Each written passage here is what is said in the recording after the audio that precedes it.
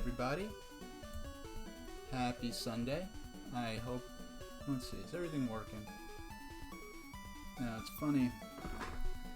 All I'm doing is playing video games, but every time I get ready to do this, I feel like I'm about to activate the NASA space launch system.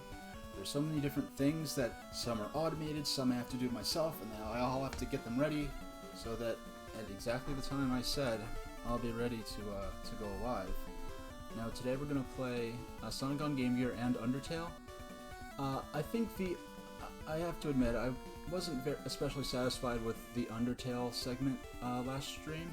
I feel like it didn't have the entertainment value of the last one, so I did some playing off stream, and my intention wasn't to play the entire game necessarily on stream. I especially wanted to show certain parts to my friend, one friend in particular, and a lot of the cavern section, the waterfall area, a lot of that whole section I played off stream, and so this time I think the Undertale stream will go better with and much smoother, and will be more enjoyable for everyone to watch. So hey, Vegeta loves women. You'll see how the Undertale section goes when I start that. Now, for now, let's get ready to play some Sonic. I'm gonna play an hour of Sonic, then I'll go into Undertale for 1 or 2 hours. I'll see how I feel. I'm just setting my timer right now. Hey, Rio Magnifico. I hope I'm nice to see you. I am just setting the timer. Yeah, let's give it an hour and 5, and I'll set my little physical egg timer I have here as well, because this doesn't. The timer that you see on stream doesn't really ring or interrupt me, so I've gone over a couple of times. So there we go, an hour and 5. The extra bonus 5 minutes just to get comfy and run cartridge, and the game is live now. Cool. Now this is the first stream that I've done. Oh, hey Miko. I have to stop looking at the chat. I have to look at the webcam when I'm addressing the chat. Yeah, I did some grinding off stream, Miko, and I think the Undertale, if you watch the VOD, I don't think the last Undertale section went as good as it did in the first stream. I should turn my... There we go. I have to turn my audio just enough so I could just barely hear it. There we go. Because I want to make sure you guys can hear me, but I don't want to damage my own hearing as I go through. Now, what I decided to do is, I like opening my streams with a little Sonic. Maybe I'll do a half hours, or a little Game Gear. I'll do maybe open with maybe a half hour and switch to something else. My next stream, which should be, I missed a bunch of rings, and I do want to get the bonus stage. We're gonna see how far we can get. I only need. There's the only Super Shoes icon in the game. The only speed shoot. Oh, I clipped through the. I'm finding a lot of... yeah, and it's ironic because, Aria, I see that, looking at, how good this 8-bit version of Sonic looks, there's this tradition of taking games that appeared on one system, like on a 3D system, and redoing them in the style as if they had made that game as accurately as possible on a more primitive system. Like, there is, a fan project, a lot of these fan projects tend to fall apart whether or not they get a cease and desist from the rights holder. But there are there are several projects to remake Ocarina of Time using the graphics and gameplay style of the Super Nintendo game Link to the Past. Yeah, bonus stage. And it's interesting to seeing how you could make that game as accurately as possible using more primitive technology. So it's like, okay, Sonic came out on the 16-bit system, the Genesis or Mega Drive, and it's sort of not the usual. Yeah, I guess you really get that nowadays, where they're still making games for the older system, but for a game that premiered as a showcase for the power of Sega's 16-bit console, that they went back and made this officially licensed 8-bit conversion of it, or 8-bit version of it.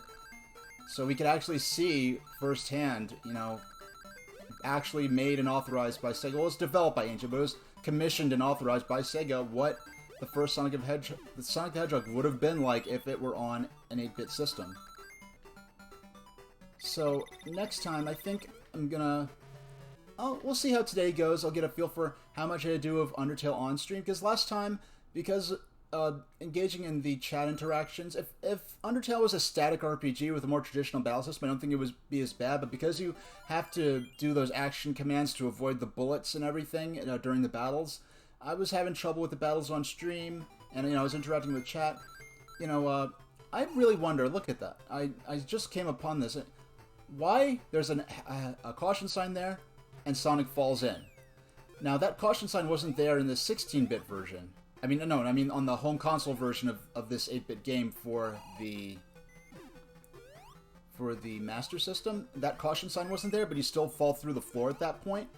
But now that I'm thinking, why put a false floor there that it's treated as a hazard, and Sonic kind of goes, uh-oh, as he falls? Why even have that there? Why not just have him just put a hole there, and just have him fall in, and the only logical path forward would be to jump down there. So I wonder if they just wanted a sense of surprise. And there's no actual danger or hazard to that little moment in the game. So I wonder why they decided to... Well, in the Game Gear you have that screen crunch, right? So, because you can't see far ahead, they decided to put a caution sign there, warning that Sonic is about to encounter a hazard. But whether you jump over the point that triggers the animation where he looks like he's sort of startled by the unexpected fall, like, why have that there? Other than, I guess, just as an element of surprise?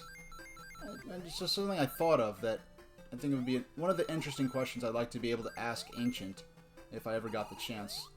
I mean, at this point, I can't even assume, and I know... I can't even assume. I wonder how many people are even still, around to be interviewed about this. So I'm just going to warm up with Sonic for an hour, and then, but on Tuesday, I'll be streaming at 4, I believe. And I didn't post the actual schedule yet, but I'm going to be doing Tuesday, Thursday, and Saturday next week. Or rather this week, now that it's Sunday. And on Tuesday, I think it's going to be a single game stream, and I'm going to go for getting to the end of Sonic the Hedgehog. I'll have maybe either Sonic 1 on Genesis, or Sonic 2 on Game Gear as backup games in case I actually do beat the game. Because on my very first stream, in the middle of me having quite a... in my very first stream, in the middle of learning to interact with chat and operate the broadcast equipment for the first time, I somehow managed to get all the way to I got all the way to the last area of the game. I was, I think, only like one screen away from actually getting the final Robotnik battle. And because it's not in Scrap Brain, in this version of Sonic the Hedgehog, there is no Starlight Zone, there is no Spring Yard Zone. Instead, they replaced them with Bridge Zone and Jungle Zone. And the game does not end with Scrap Brain Zone. Not counting Final Zone in Genesis version as a unique stage, because the Final Zone is nothing but the Robotnik battle. But the game actually does continue past Scrap Brain. And once again, for those who are just joining us, this version of Sonic the Hedgehog, the 8-bit version, there are no rings. The final act is basically, the third act of each zone is basically nothing but a boss stage. There's some lead up to it where you have an opportunity to get a extra life box, but it is hidden. You have to usually go somewhere that would seem like an obvious death trap to get to the 1-up. And I think the 1-up is really to make up for the fact that they decided to make the boss runs in this a total you have to beat them perfectly. You have no rings, so you can't take a single hit. Unless you bring this version of Sonic the Hedgehog, and like the Genesis one, it allows you to bring your shield into future stages, and even into new... Here's Bridge Zone, one of the original acts, the unique acts to this version of the game. And I do like the map screen that shows you progressing from Green Hill as you get closer and closer to Robotnik Stronghold. And this is the song that Janet Jackson sampled for Together Again. Sometime I'll do a little setup so that I could, you know, have a capture of a YouTube video a second, and I can maybe do a sound comparison of this version. Or actually, I'd probably be better if I compared the MP3, like downloaded the song and just compared them. And so I'd only be using a few seconds, which would fall into fair use. Because you definitely don't have to even listen to like 15 seconds of the song to see the melody structure is directly lifted from this version of the game. And this level, this stage, they actually did compose an 8-bit version of the Marble Zone theme for use in the Master System or Game Gear versions. There's no real reason for me to get those rings, because I don't want to get more than 100 rings. If I get more than 100 rings, it will grant me an extra life, but the ring counter will roll over back to 0, and I will not be allowed to access the bonus stage. So I want to have between 50 and 100 rings when I reach the end of this. I've never actually beaten the game before, so I had opportunities to do so, but I do want to save that for an experience I could have on stream, beating Robotnik for the first time. And in the tradition of the Sonic the Hedgehog movie, if we beat Robotnik, we are going to Olive Garden. So maybe we'll be able to get that far today. We'll see. Yes, and the versions, well, in this version, the Chaos Emeralds are hidden within the platforming stages themselves. They are not in the bonus stage. The bonus stage is just to collect score. Not that anyone really cares about that. I might do score runs of this sometime, because I don't think I'm really up to the speed running, but maybe I could do runs where I try to get a high score or something like that. I have my current high score saved on the 3DS version, which is my main version I played until this, because really before I got my analog SG console there, with, you see my Sonic cartridge on top there, which I've had since 1991. Before that, I really had no means to play my Game Gear cartridges, because my Game Gear broke in the late 90s, because Game Gear very prone to to break it, to stop working. You know, that screen is kind of delicate, and even if it doesn't break, it sort of fades over time. If you see, a lot of Game Gears, well, it just won't work now, or the screen quality will be nothing like how it actually was. Wow. That stinks. I don't think I got any 1-ups, and I didn't get any continues, but I think I already have more than 10 lives. While you're playing the platforming stages, I have 11 lives. So when you're playing the platforming stages, it will not count past 9. And I think they did that just so that the counter isn't taking too much of the game screen space. Now here's the infamous auto-scroller level in this game, in Bridge Zone Act 2. This is one of the only auto-scrollers in the 2D Sonic games, as I understand it. Because I've never played the only Sonic game I played on Genesis, the only side-scrolling platformer, mainstream mainline Sonic game I played on Genesis was. Excuse me, I just got distracted by my own software for a second. The only game that is on. Hey, I'll see you around. Thanks for dropping by and saying hi, Mika.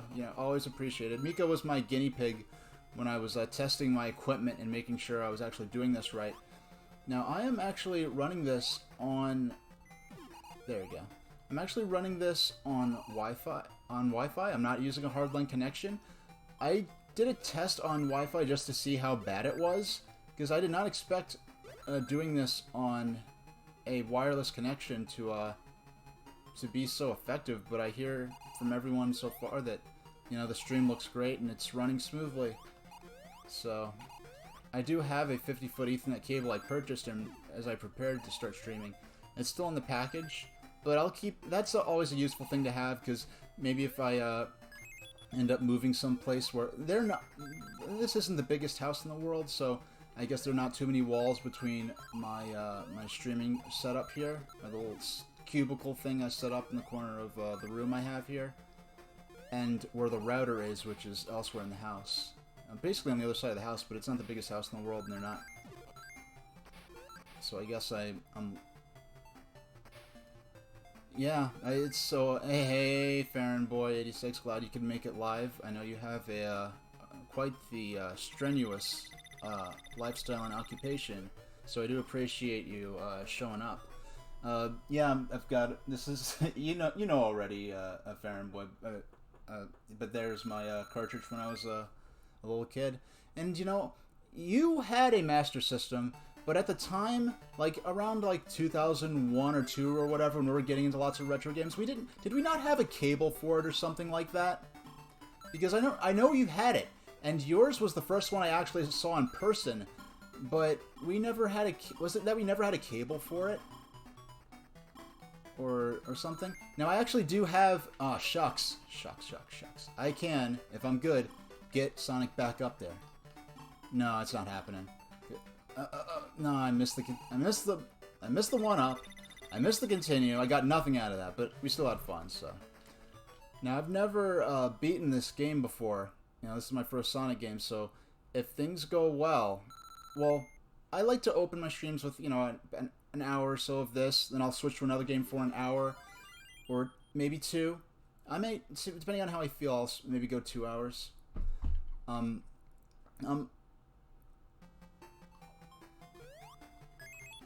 Oh, shucks. That's pretty cutthroat. But, yeah. Yeah, I'm reminded of, speaking of playing too many games, I'm reminded of a story where someone we know borrowed my copy of Final Fantasy VII on the original PlayStation. And maybe liked it a little too much. Perhaps got to the point where they weren't, taking care of themselves. And I was requested to take the copy back and wait till he could maybe ration his playtime a little more reasonably before getting into those in-depth RPGs. Oh yeah. But I actually have the cartridge for the Master System version of this. Now the funny thing about the Master System version of this game is that the cartridges between the Europe and North America, this right here, the home console version of this, was the very last Master System game released in North America, because Nintendo had a really cutthroat hold over the game industry then. Like, if you put your game on Master System and NES, like, Nintendo would only sell you so many cartridges, or they'd only allow you to publish 1 game per year on Nintendo if you're also publishing on Master System, or something like that. Yeah, we won't name names, but yeah, it's pretty hard to forget. It's quite the incident. But it turned out okay, and he was able to learn to ration his playtime more reasonably, and he ended up beating the game, so that's nice. Now, this is one of the original zones for this version of Sonic. I don't know how familiar with this you are, Farron Boy, and any others in chat who may have just showed up. But basically, when they went back and made the 8-bit version, it was because, like I said, while in the US, Sonic the Hedgehog was the last release for the Master System. It was kind of a sort of limited release. They just did it almost as sort of a statement, and never made any more Master System games in the US, or rather, never released anymore. Whereas in the UK and mainland Europe, and in South America, particularly Brazil, I think, Master System was doing very well. So they released a lot of the Game Gear games that only made it on Game Gear in North America were released as Master System games in the UK and in South America. I almost always get... Yeah, I avoided it there. And it's hard to get back on the log if you jump off of that. I'm trying to get my 50 rings so I can get in the bonus stage, and you can't grab your rings back, so you really do not want to get hit. But they basically were playing to the strengths of the system. Rather than creating Marble Zone and Starlight Zone and Spring Yard Zone, they decided to... What they did instead was they made this stage, Jungle Zone, and they made Bridge Zone, which we were playing a few minutes ago. They made those, and because this is really how I learned to love Sonic. This is my first modern video game. This is my first Sonic game, and I only played the first Sonic game on Genesis. I have the cartridges for Sonic 2, 3, and Knuckles, but I'll be playing them for the first time on stream. So it'll be interesting to see how I take to those and how I feel about them, because because this was my first experience with Sonic, and this is a bit slower paced. And mind you, the first Sonic was not all about the speed. Marble Zone was a very sort of more platform-oriented, slower-paced stage with lots of traps that will get you if you just try to run through everything. But they played to the system's strengths, and in doing so, they made a Sonic game that was maybe a bit more like a Super Mario Brothers title than the 16-bit Sonic. I still feel it keeps the sense of, you know, fast action, but really it's only that first stage where they don't think they had the... They didn't feel confident trying to pull off loop-de-loops on the 8-bit hardware, but what they did instead was have ramps that launch Sonic high into the air at high speed.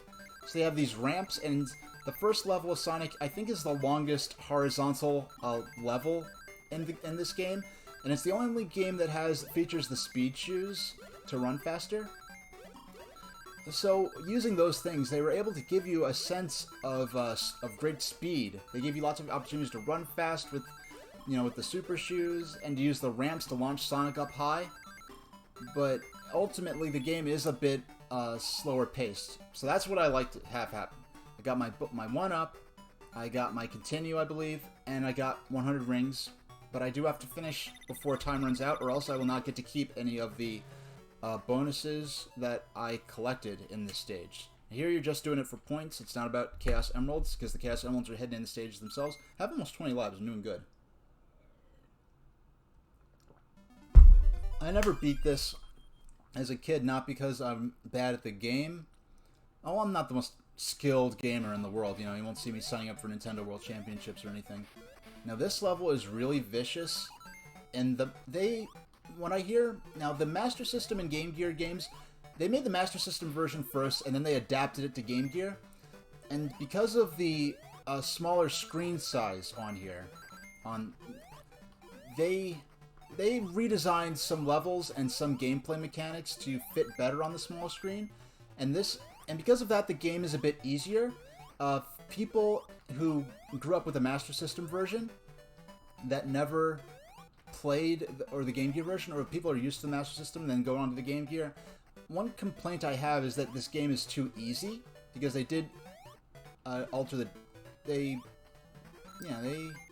like the first Robotnik battle and the second, actually, both of those are much easier in this version because they had to alter the battle arenas to accommodate for the screen crunch, and because of that, like in the first stage, Robotnik flies up high he doesn't have the Wrecking Ball in this version, but he flies up high, goes back and forth very slowly, then he comes down and swoops at you, and that's when you have the chance to hit him for damage.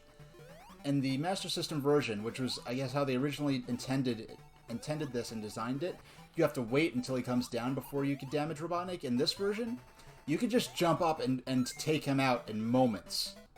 And it's pretty much a giveaway. It's almost impossible to get killed in that first Robotnik battle.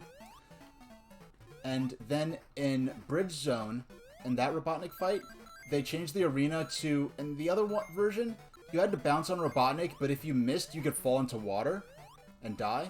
And the Game Gear version, they changed that so that... that's not worth getting the rings, because there's a spring there that could bounce me back if I'm not careful.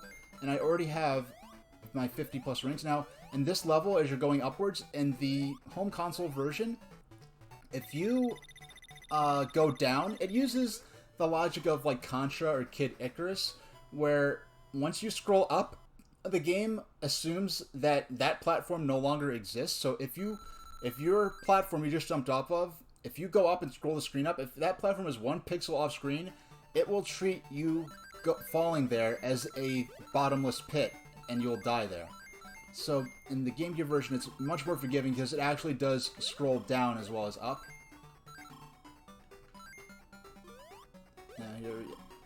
And yeah, so talking about playing to the strengths of the system, that includes especially this bonus stage, because here, well, the Game Gear, the Genesis version, the original edition, had those really, what it had were it had that rotating maze thing going on, and it would be incredible if they found a way to pull that off on the Game Gear and the Master System. So they replaced it with this more platformy type stage. Yeah, I'm only down to 13 seconds, so let's go ahead and quit while we're ahead. I got my continue there. Now, when we run out, wow, I've already, it feels like I've been sitting here for hours. I've only been playing 20 minutes. Got another 41 minutes, 50 seconds as I utter that. Of course, you guys are 30 seconds in the past. So, hello from the future. A little awkward thinking of that. And it's, during the times when chat was more active, I had to... Well, during the streams, the test streams I did on my burner account, where I just start streaming without tagging anything so that hopefully no one finds it, or that it's very unlikely anyone will find it. Yeah, this is the first Robotnik battle where that offers any real legitimate challenge. Ooh!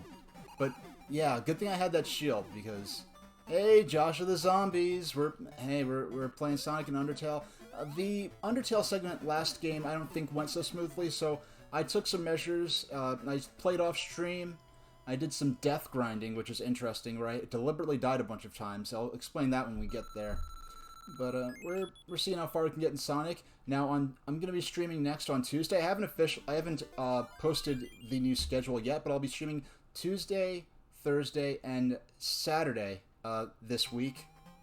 And on Tuesday, instead of the double feature streams I've been doing, I'm gonna dedicate that entire stream to yeah, notifications are funny. Like, your best bet is to, you know, what I found, my best bet for catching a stream from the very beginning is follow them on Twitch. If you have Twitter, follow them there if they do a manual announcement on Twitter, and just follow them everywhere and don't rely on Twitch, because I know I always don't get notifications, and plus I don't know if some people's phones, there may be a delay on sending out the notification. So yeah, so thanks for showing up. You know, we're just, oh yeah, what I was gonna say is on Tuesday I will be streaming at 4, and that will be a single feature stream, unless I actually beat the game. Unless I beat the game today, in which case I'll replace Sonic with another game temporarily. I do want to... I'm probably going to keep coming back to Sonic every once in a while. As I get further into this, what I may do is just maybe start off the stream with not necessarily an hour, but just say a half hour of a Game Gear game or something like that. Because I do want to give Game Gear more play on Twitch.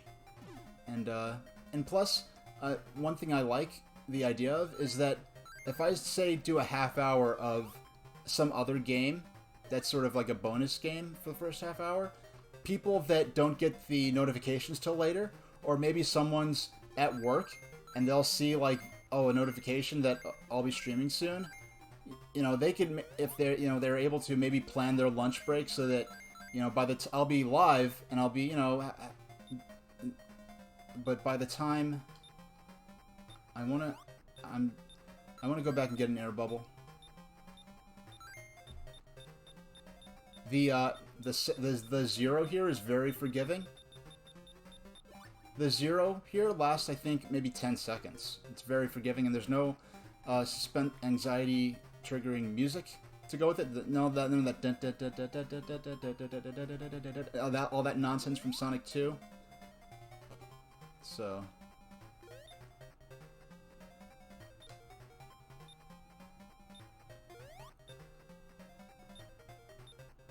There we go.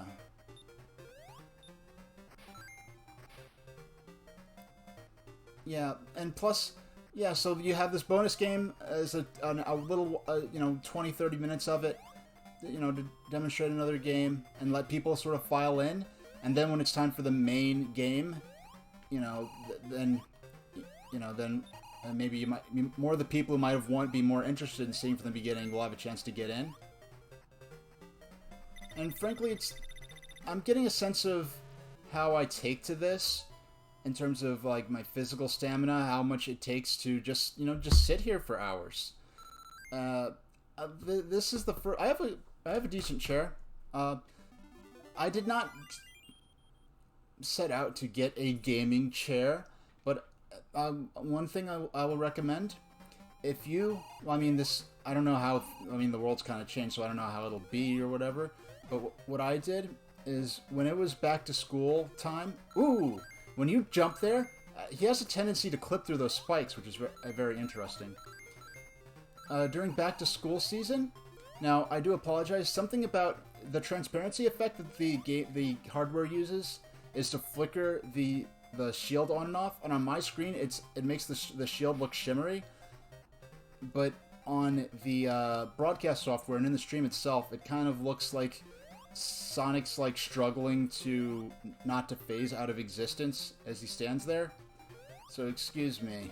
I've tried changing the frame rate, and I thought that helped a bit, but as it turns out, it seemed about the same. So I'll see if maybe, because I'm trying to figure out.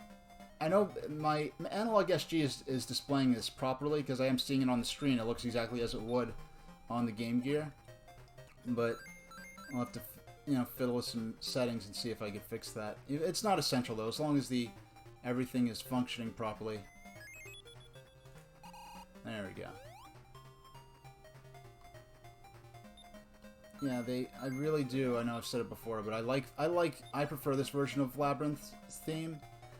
The Genesis version of the Labyrinth Zone theme it's a great track, but it's a little more laid back, and this one's a little more energetic. You're getting later in the game, the challenge is increasing. There we go. Very generous with the air bubbles in this. If you're not careless, you will never actually drown in this. And mind you, I don't have the stage memorized. Now this is about as far as I'd ever get as a kid, because when I was a little kid, between the Game Gear not having a save and often playing on the go, so, if you're in the car somewhere and it's, we're at the supermarket, time to go, then, then you turn the game off and that's it. I didn't think much of it at the time because we didn't know any better, but now when I played it, like the first time I really got to play this, that was just careless. The first time I played this since I was a little kid, the first time I played this since the 90s, that was careless. I knew before, well before I jumped, that I shouldn't have jumped, and I did it anyway. But we have lives well into the double digits, so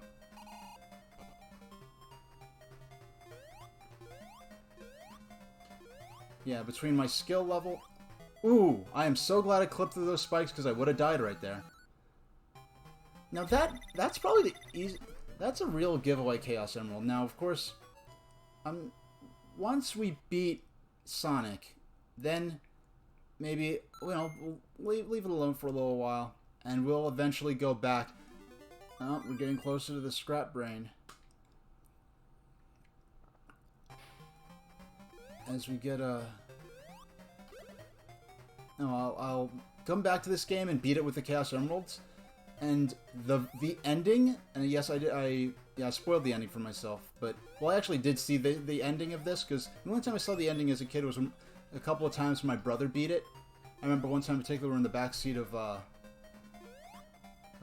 Mom's car, me and my brother, and we were playing this, and he beat the game. Because he was older than me, so a lot more skilled as a gamer. Now this Robotnik, last stream I discovered this Robotnik fight is a giveaway.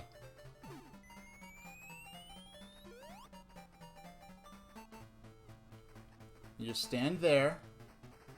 The missiles, or rather torpedoes, because it's underwater, are absurdly easy to dodge. Boom. You stand here. If you're more than 50, if you're 1 pixel, and then you duck here, these bullets won't hit you from the bottom. And if you stand it's just slightly to the right, the missile will go to whatever side of Robotnik you're on. So if you just creep over to the side, and you don't even have to dodge that one. So the only boss battle in this game,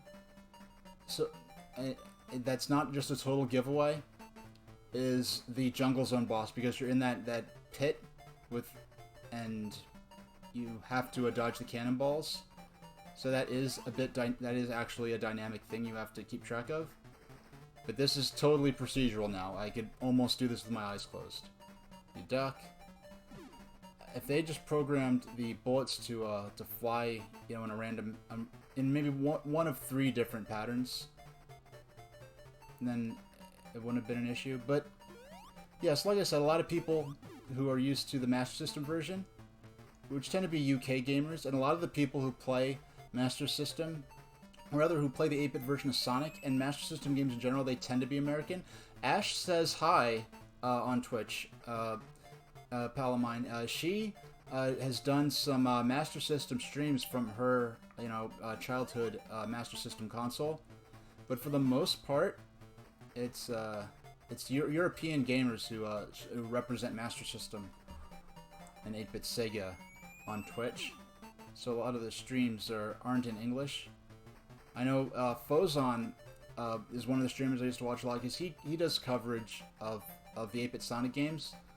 He actually held the record for the he held this world speed record for the Master System version of Sonic at one point. I don't know if he still does. I haven't kept up with it, but he's the one who did the Summoning Salt style history of the Master System Master System Sonic world record. Apparently, the first record is one of the earlier GDQ events. Someone streamed the Master System version, played on the Wii Virtual Console. Now, these are not speedrun strats. This does not happen quickly, but yeah, but it's impossible to die. So, as long as I follow the strategy exactly. So, I don't want to. There we go. So, what to say, it's taken a while. So, a half hour we've been streaming. Well, actually. Well, let's see. Yeah, 45 minutes we've been streaming. So it takes 45 minutes to get to Scrap Brain. Because we haven't had a single death so far. Wow, 20 I think this is the most lives I've ever had. And that's not even counting the continues. When we, in a half hour when I switch from Sonic to Undertale, I just want to show you this. I know I do this every single time, but look at this sprite work. Will I ever try to speedrun this game? Someday I may. The kind of grinding you have to do, I don't want to get myself in a place where I don't enjoy playing the game anymore. So, we'll see. Once I've maxed out every other possibility, then I'll maybe consider speedrunning it. But I just love the design here, the artwork. You've started at Green Hill, and then it just slightly, you have bridges, so it's more of a sign of some kind of, tool built. Then you go through the jungle, but then you have this ruined city and labyrinth, and now you've gotten to, it gets more and more industrial as you get closer to Robotnik Space, and now you have this city, this smoggy industrial city, the factories, the skyline. You can just imagine, like all these, robots trudging around doing menial work, building Robotnik's weapons and traps. This guy's too cute. Look at that. That's just way too cute. But, yeah, you have to die. Years ago I made a... Someday I'll remember that box is there and try to actually get it. But like I said, I have 20 lives right now. Can you get more than 20? I don't know if there's a limit on lives, or if at some point it starts glitching out, like how Super Mario Brothers does, where at one point it starts using random bits of graphics to represent the numbers. Or there we go. That didn't work well. Now this next level, once I spent like a half hour on this next stage, because the next stage it turns into kind of a maze, I think. But I think I remember at this point what I have to do.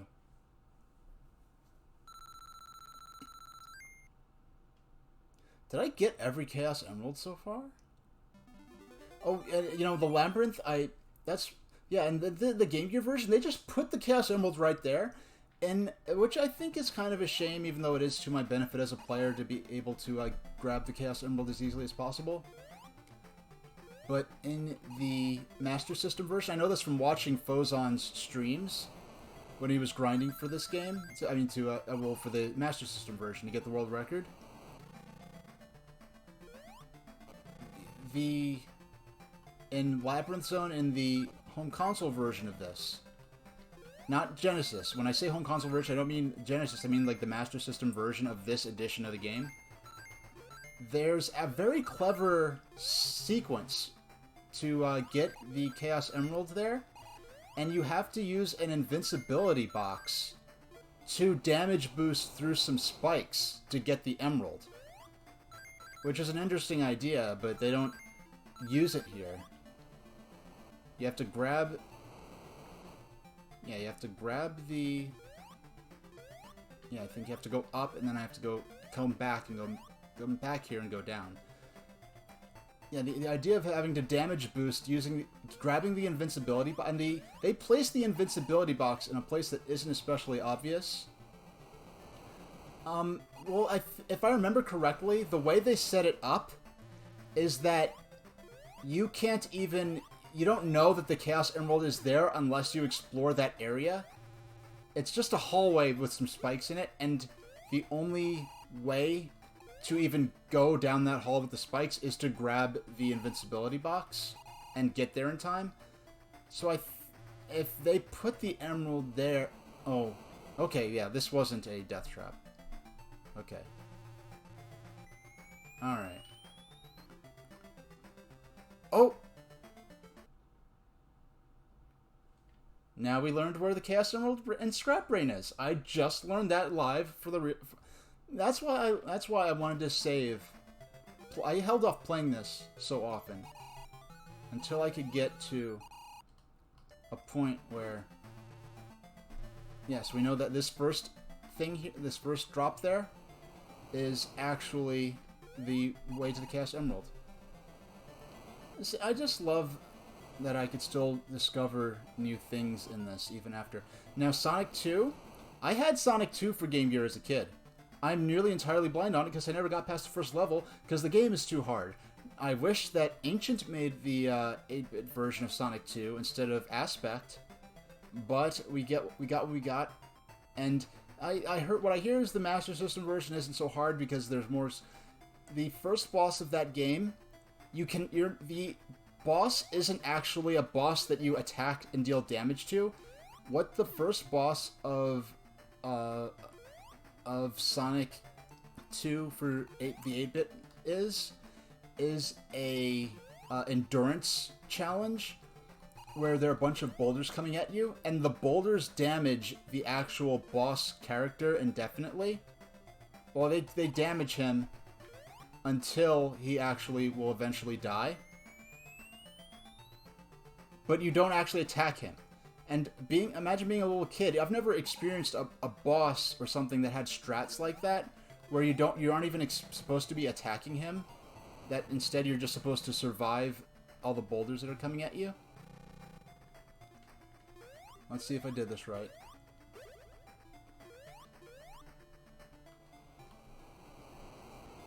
Boing.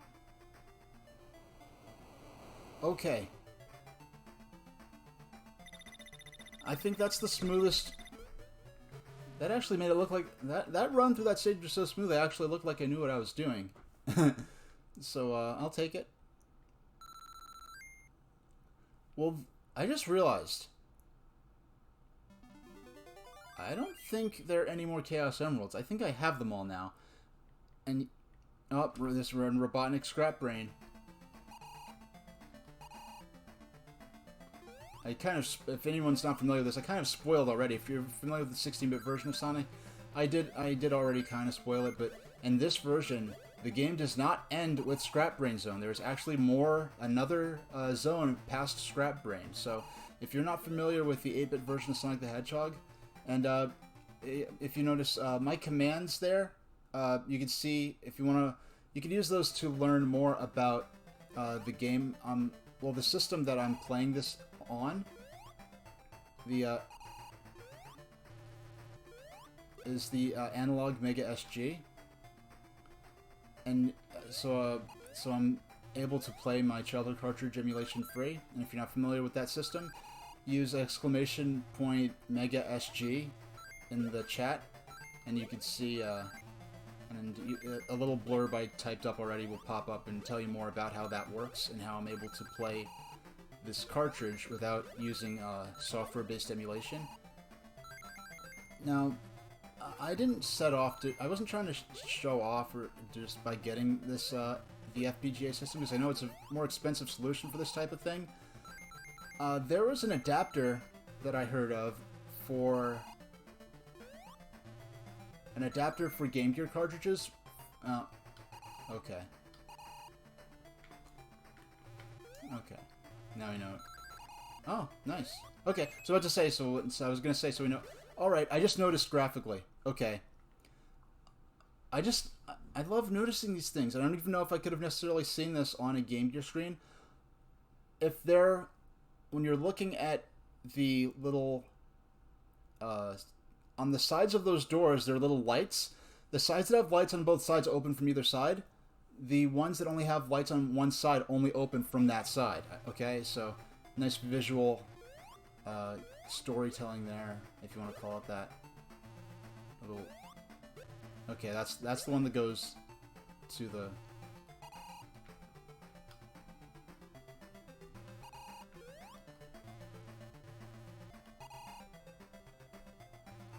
Am I getting trolled? I'm gonna get caught in a maze.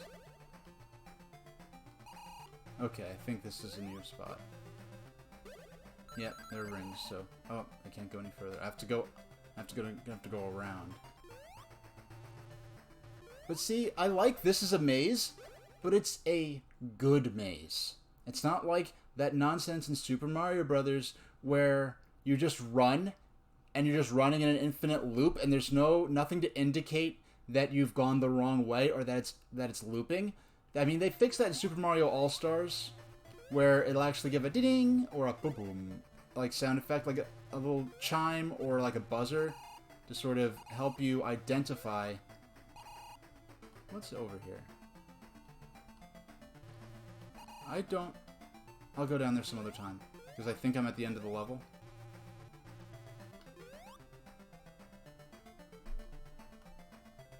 Or not. Okay. Alright, I thought I was... Okay. We want to... Okay. I'm like retracing my steps, including all the wrong turns as well. Alright. Because I know what that is. Oh. We'll figure it out. But, oh, you know what I just noticed? In this stage, there's no time limit. Or that the time is invisible, so I guess they let you spend infinite time here. In the very last area before Robotnik, your ring counter disappears, so they're just letting you know, like, hey, no, don't expect any rings here. You need to do this perfectly. Alright, I'm gonna have to go around. I don't remember getting stuck at this part last time. I guess I just got lucky.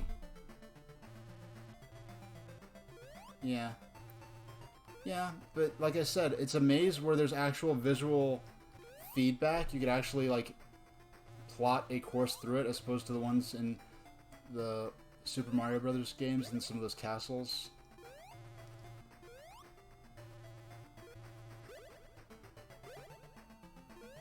Okay, here we go. Now we're...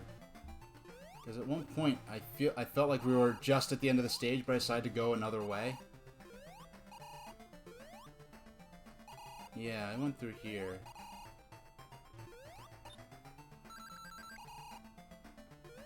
Oh. There we go. There we go. There he is.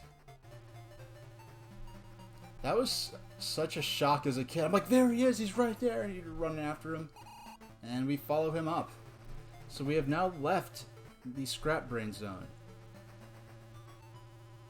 And Robotnik was just standing around. What was he even doing? Was he... Well, that's one thing I say. Maybe they could have had him at a computer terminal, like he was trying to hack, you know, operate all the traps. Now we're in Sky Base Zone. So... yeah, he was just chilling.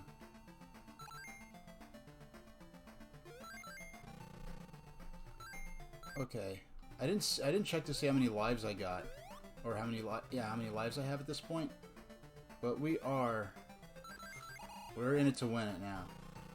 Oh, shouldn't. Yeah, we're in it to win it now. This is it. Die. I think I have like 20. I think I have 19 lives left. Assuming that you can't get more than 20, because I wasn't really paying attention to my lives in the scoreboard scenes. Yeah, assuming that.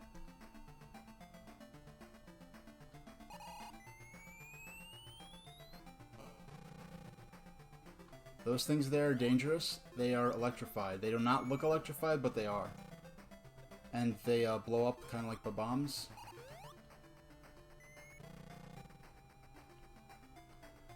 Yeah, I may have to, depending on how... Oh, why did I tried to be clever and jump this... Oh! That's another thing. The last time I played this stage, what I had to learn to do was to not deliberately collect all the rings you can get. Leave one nearby, so that if you get hit by lightning or something, you can just jump right over it and grab another ring. Because at this point, I like to think I've collected all the continues and extra lives I'll need to finish the game. See, look, I took that hit there. Boom. Now I'm just as fine as I was before.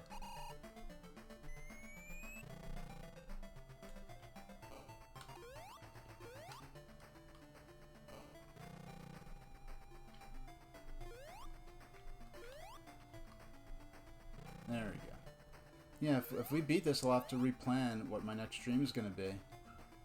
Because all those plans I announced earlier about playing Sonic 2, playing Sonic as my sole game until I beat it,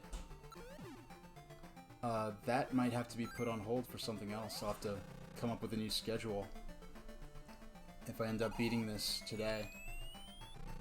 I have 15 minutes before I switch to Undertale. If I switch to Undertale, in the past, I've often just turned the game off and started fresh. When I go to when I switch to when I switch to Switch, not trying to be cute there, but you know, I switch for the middle game. Now this part is kind of like, it makes it kind of like the battleship stages towards the end of Mario Bros. 3.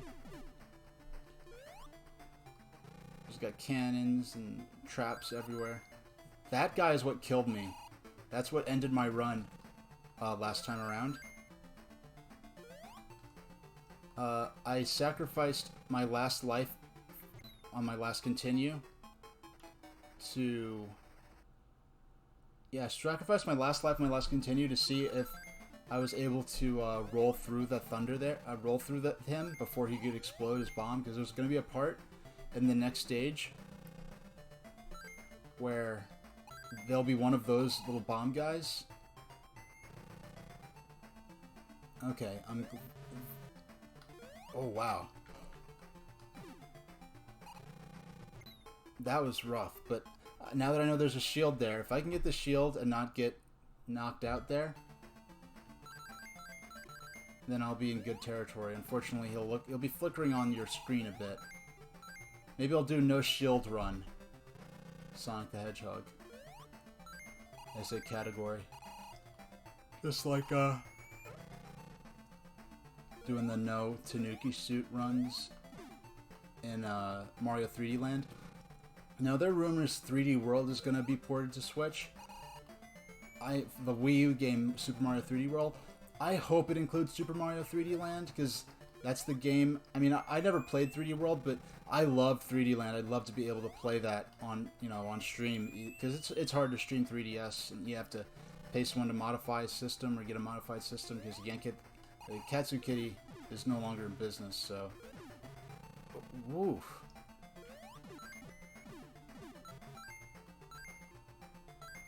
I already clipped it. I have to go in and edit this into maybe a recap or something.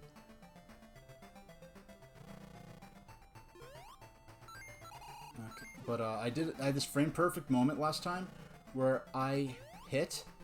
You cannot survive on that platform. You can't go far enough to the right or the left of the lightning strike to be able to avoid the lightning above you. So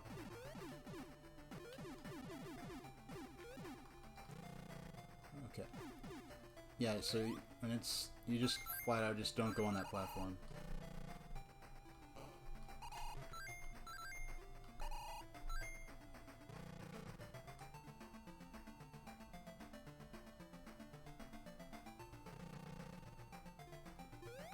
I'm very glad, very, very glad that the platform just stops there and doesn't start moving backwards. Because that would be very... We're just about at the end of the stage now.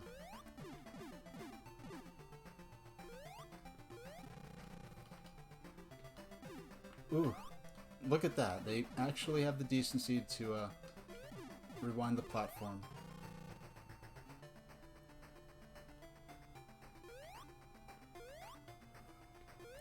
So now we see what that was. What we just ran through was the... Oh, another extra life. Nice. Now we have to pay attention to the scoreboard screen. But we have 18 lives now. So we lost... I think we died 4 times there. So now we're on Robotnik's blimp now. So before, what that was, what he just ran through, was the launch pad for Robotnik's airship. And look at that. We just have a time limit there, and no rings. So we got to do this with no rings. This is full on just, chaos mode, where, there's bullets and hazards everywhere. And no rings, just a perfect run. You got to do it in under 10 minutes, presumably. Okay, so I'm going to be quiet for a minute. After this, I believe you fight Robotnik.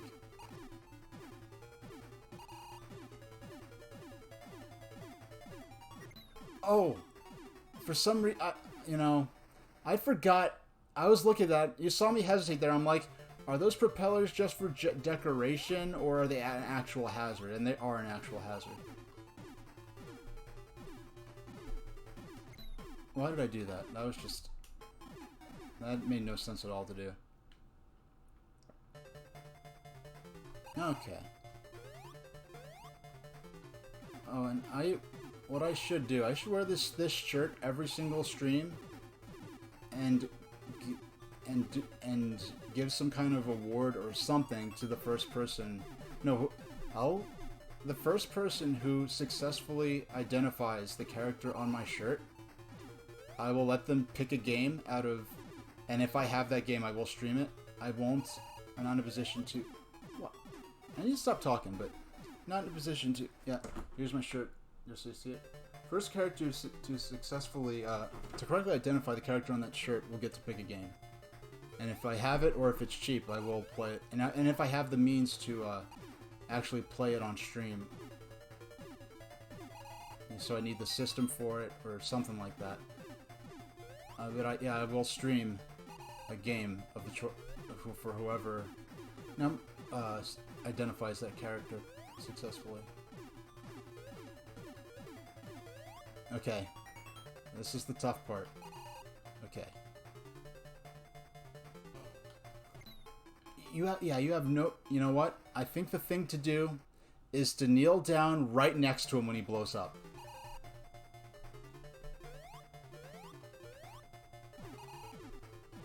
The only hint I'll give is the character is video game related, but is not featured on any home console game release.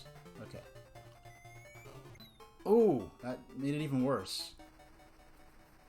We have to figure out where to stand so that he does not get us. Okay, I'm gonna be quiet now. Serious time. I'm at the end of Sonic the Hedgehog, for the 8-bit version of Sonic the Hedgehog, and that version, The game does not end at scrap brace. Excuse me. Yeah, Sonic. This version of Sonic does not end with Scrap Brain. Instead, what happens is Robotnik retreats to his airship, and now we're on board his blimp, and we're trying to find a way inside for the final battle. There are no rings here, so it's just a perfect run. I've got my childhood card. This is my childhood copy of the game from 91, and we're gonna get to the end possibly today. The only thing between me and victory is that stupid bomb guy. Oh. Because the thing is, I'm afraid to run too far to the left, because you see the spike wall coming at you, but if I run too far to the left, I don't know if the game will still register the bomb guy exploding. Because if he explodes off screen, I don't get hit with the fireballs. I'm going to try to trigger him as soon as possible. See, look.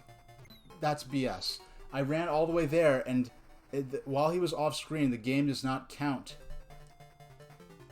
We're down to 9 lives. Wait, no, excuse me. We're down to 9 lives. We may be down to 9 lives. I haven't been keeping. You can only see your full life count past 9 when you beat a stage, and you get shown the scoreboard. You have to find the right spot to. We did it! We did it! We did it! We did it!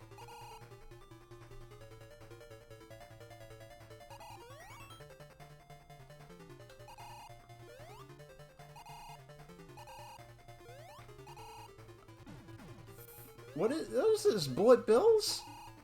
I forgot about this part. Alright. I do think there's a Chaos Emerald in Sky Base. Alright. Nice, thanks for the 1-up game. We are now further in the game than I have ever been in my entire life. The game that first got me into video games. The game that taught me to love Sonic the Hedgehog. Alright. I think this is the final battle.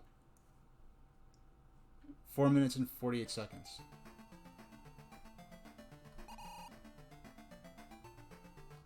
Oh, the final battle. Oh, and I died first thing. But we have plenty of lives and plenty of continues, so we don't really have to use them, though. Hype time. Oh, by the way, I'm having trouble. Something about the interface for setting your... Let me get a little water.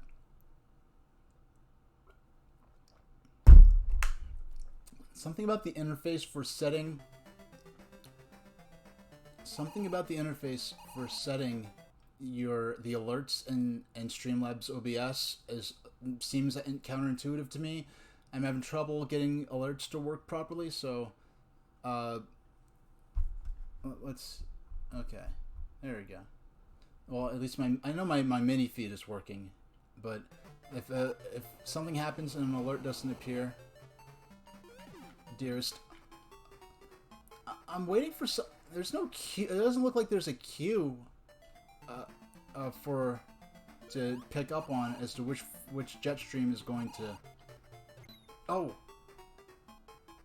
Come, that's rotten. That it can kill you before Robotnik is even visible. Oh, we're down to 8 lives, so we are actually...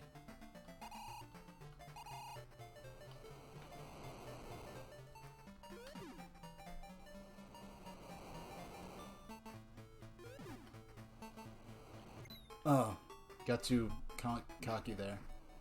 Okay, so there's a spot at the left-hand side of the screen where you will not be hit by the fire jets. They have a pattern, it seems.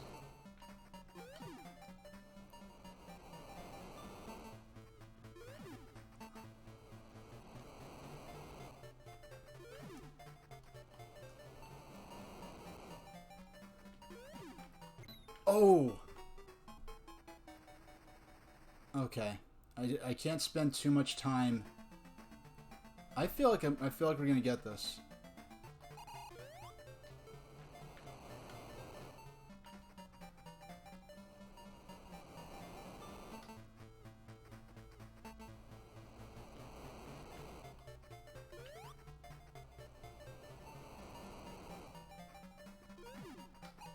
Oh!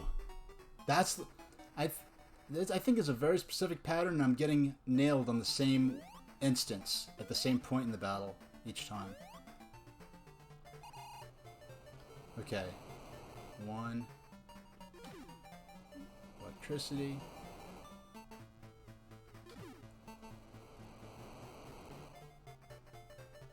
The next one after this one should be on... As long as I'm standing here, the lightning isn't hitting me. You don't get impatient, Sonic. We're trying not to get you killed here. Oh! Okay. I have to wait till the electric ball leaves the launcher. And then, as soon as it's off screen, that's when I go into... Oh! Okay. Gotta stay calm. We have a minute left. Before...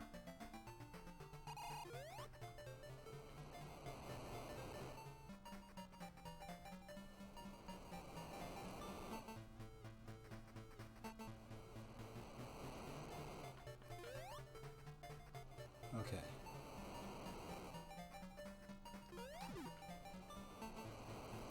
Let's do this.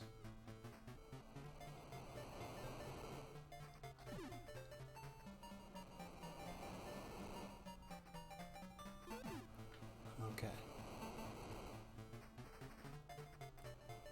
Okay. And by the way, this robotic theme is way better than the Genesis. Oh, why did I do it? That's as far as I've gotten so far. This robotic theme is way better than the Genesis one, and me stopping to compliment Robotnik on having better theme music in the 8-bit version than the Genesis one is what got me killed there. Okay, no talking, just serious time, and all business.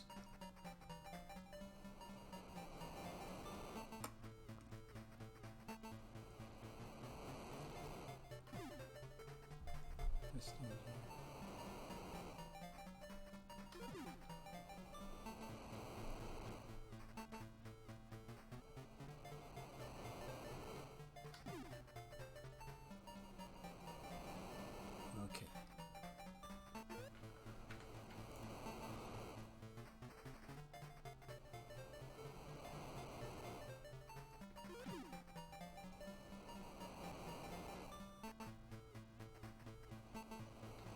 Oh! I thought I was gonna make it over there. But I think I've got it now. I think I've got it now. Alright.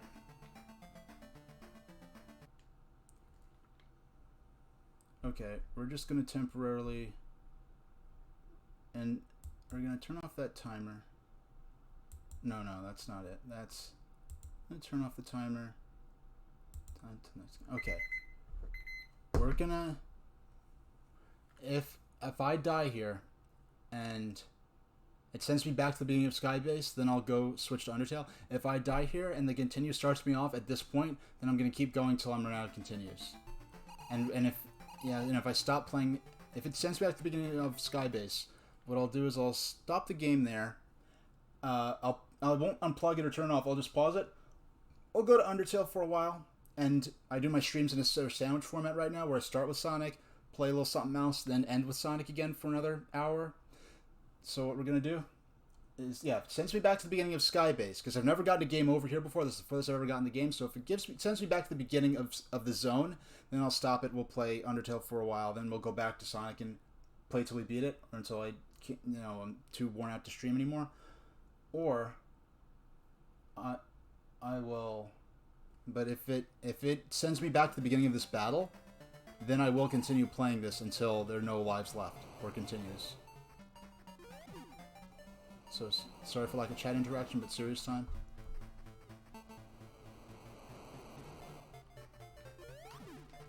Whew.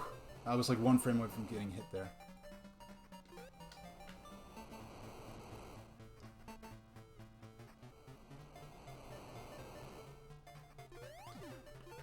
There's no life 0 in this, so if I die here, it will be game over. I do have continues, though.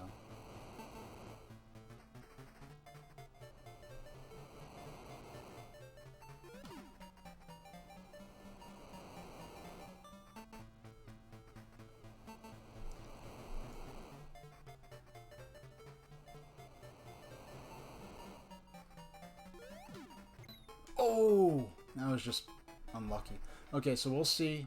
Will it send me back to the beginning of Skybase, or will it send me to the beginning of this battle?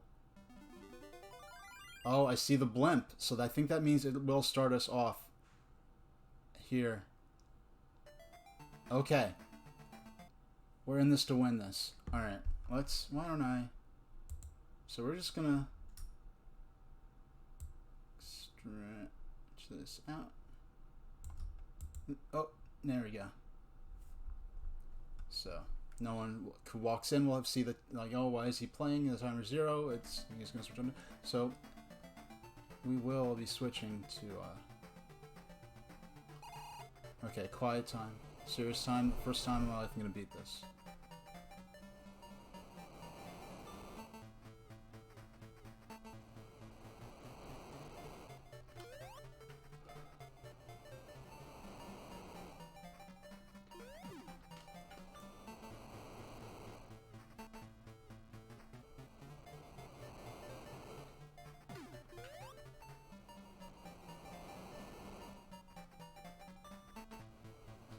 Ooh! I could see as I was heading towards him, I wouldn't have the momentum to evade the fireball effectively. I think we get 3 lives per continue, and I think we have maybe 4 continues.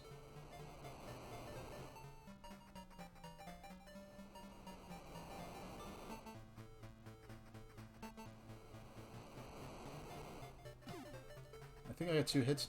I think I got 2 hits on him there. Ooh. I should wait until I see if that's the... Okay, here's what I'm going to do. I'm going to wait till I see that it's the middle jet that flares up. I'm going to wait. You have to wait till the fireball goes to the left, because for whatever reason, even though that little pumpkin bomb thing that blows up, that has, like, that freezes once it goes off screen. And but this one, I guess, I don't know what it's doing, but it's to my advantage, so... Okay.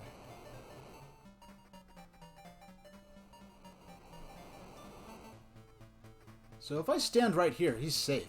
He can't be damaged while I'm standing here. None of the traps can get to him here.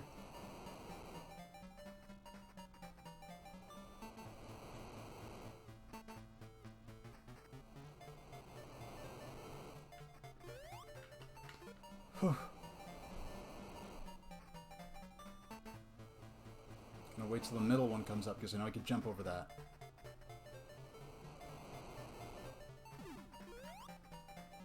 Alright. I think this is a giveaway. I think it's a giveaway at this point as long as I don't mess up.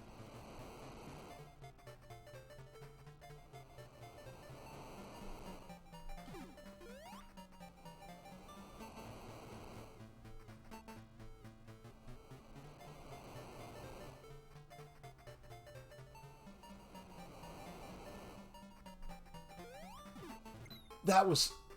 As I went out, I thought I shouldn't have done that. Okay. We still have... I think we have... That means we have 3 continues, so... We have 9 lives essentially left.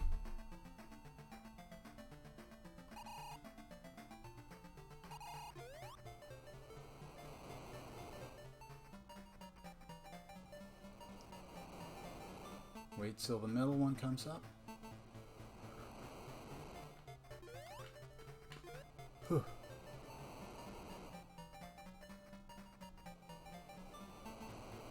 The middle one.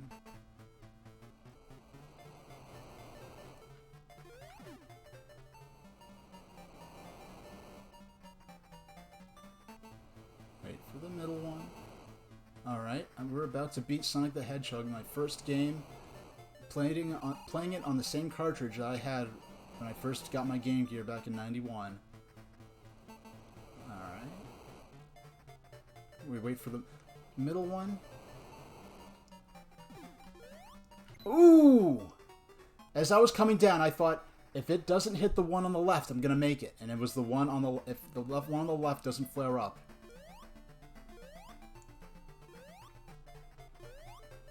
Why did I do that? Why did I... now I'm getting sloppy. Now I'm getting sloppy.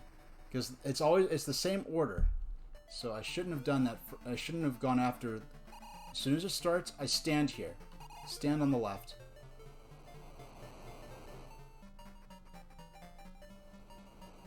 Wait for the middle.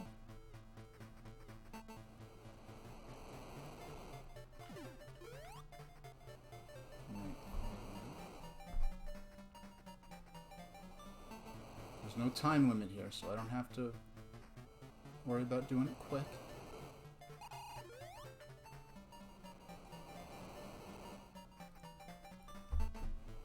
Wait for the middle one. Oh, by the way, the sprite work on the computers in the background, it's very cool. This is also cool. That was really risky. I was 1 frame away from dying there. Wait for the middle. Okay. I don't know how many hits he takes. I'm not counting the hits either, because whether I know how many hits or not, I can't go after him. It won't matter until... Whew.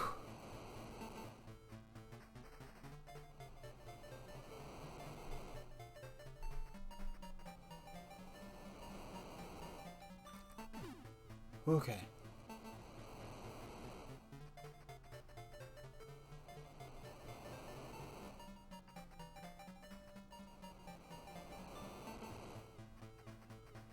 The timing's changing a bit from when he's hitting the ball, from when he's hitting the button to trigger the Thunderball.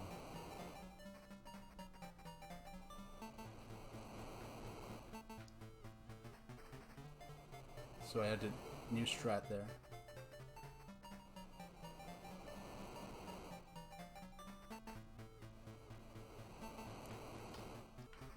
Okay. Thunderball seems to be taking... Okay. The next one's going to be the middle one, it should be. I could get there and back before the ball even launches. Okay.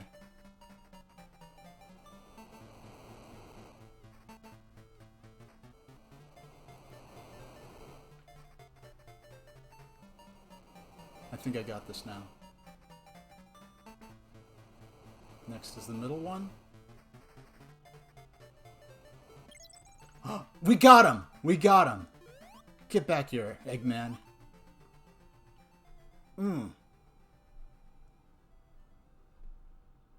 Alright. Take that.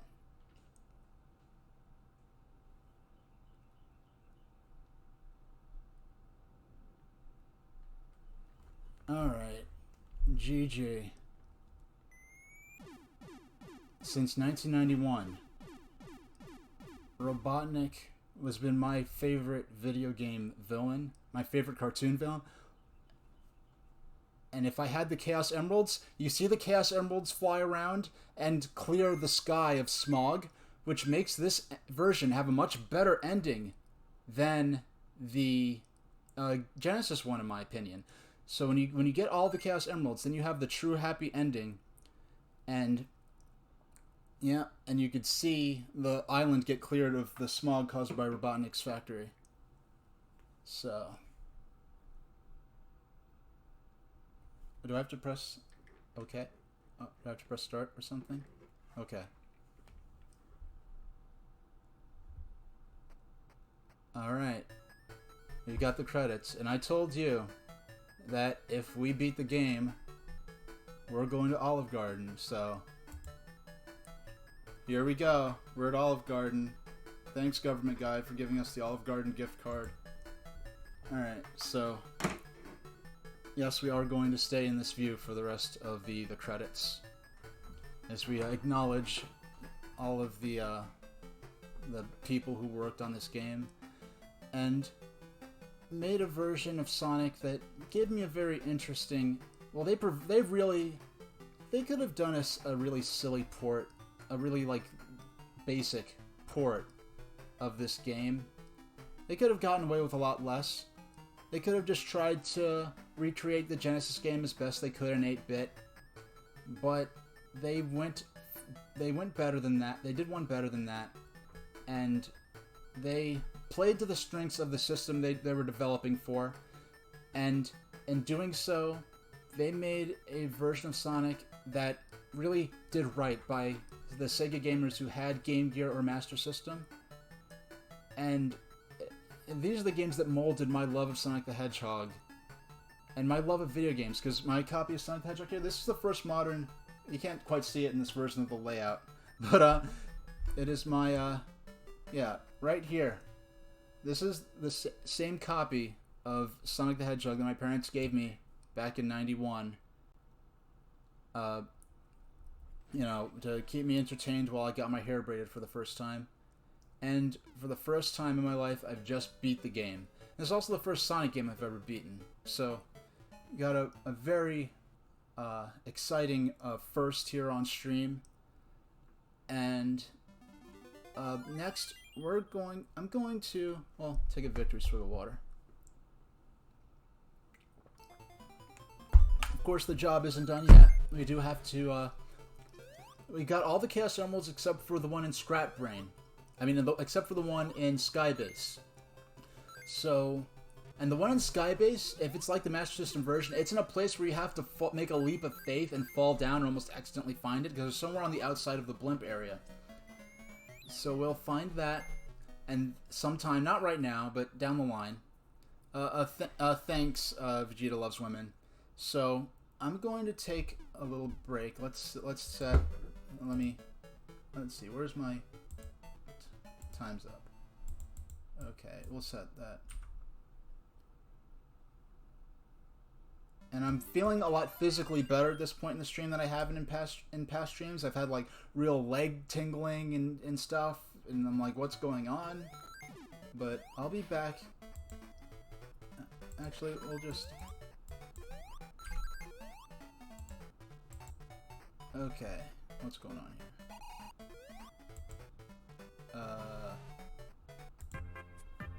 Alright guys, so I'll be back in 5 minutes, and we're going to play some Undertale. It'll be a much better stream than last time. I'm just gonna stretch and get some water so that I don't die on stream or anything crazy like that. So I'll be back in a minute.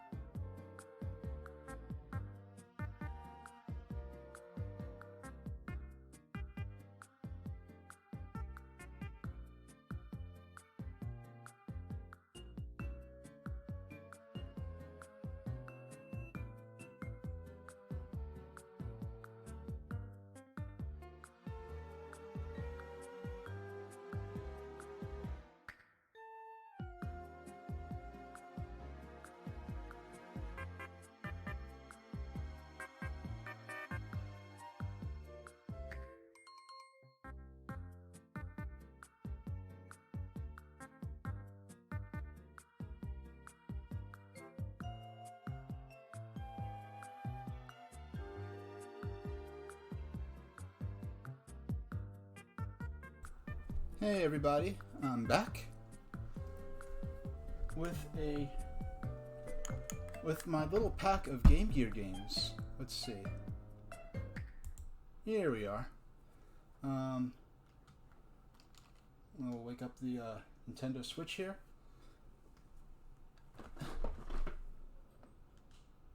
Oh well. There we go. Now, if we need to do... Well, first, let's set the timer. Let's show along. I feel better at this point and physically than I have at any previous stream. So let's go. Let's give 2 hours a shot and see how it goes. Alright, actually, 60. Let's go 90 minutes. I'm just setting my actual egg timer here so that 6, 70, 80. Yeah, my in-stream timer does not make any. Well, actually, let's not forget to change which game we're playing on the stream info. Okay. Undertale. Then it's then it's Sonic.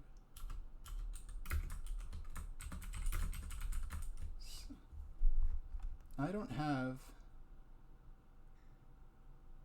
Okay. Let me change that to. Yeah, sorry, I meant to do this during the test pattern. I'm still new at remembering to do update my stream info while I'm doing the intermission. So we start the timer now, and let's go into this. Now I've got Sonic 2. I've got Sonic the Hedgehog 2 ready to go for the next time, for when we finish Undertale in 90 minutes. Now, last segment I did Undertale on stream. I don't think it went that great. I just wasn't feeling it like that. I was working in a streaming environment. I was considering just switching to doing static Let's Plays and putting it on YouTube, but then I remember some things you could do here. Where we're at here is Temmie Village. Vegeta Loves Women is he's in chat right now, and he's my old friend of mine. He got nearly to the end, and then his save file got corrupted, which has some interesting connotations. But he never got to see the end of the game. So I'm playing through, and I'm showing him. Yeah. So, but now we have an excuse to do this. I don't know if you ever found Temtown Vegeta Loves Women if you're handy at whatever device you're watching this on, or I don't know if this is just background stuff when your hands are full now. But what I did was I purchased the Tem armor, which is a very expensive item. You have to pay like 1,000 gold to send that shopkeeper there. Now this town is kind of an in-joke, where I think this is an avatar of one of the people who worked on the game, and so this is just a little reference to that. And it's also a bit reminiscent of Saturn Village and the Mr. Saturns, in that they have a really odd way of talking, and they have this sort of hidden little village with this goofy music. Yeah, it's not especially obvious that there's... I found this the first time I played, without even knowing there was a thing. Apparently a lot of people never actually encounter. But what I have, the Tem armor, is the best armor you can get in the game when you're playing it peacefully. And it allows for... I just want to make sure this wasn't... Oh, okay. Alright, as long as it wasn't an alert that, like, you know, oh, this guy, you know, something's wrong with the stream. Oh, here's one now.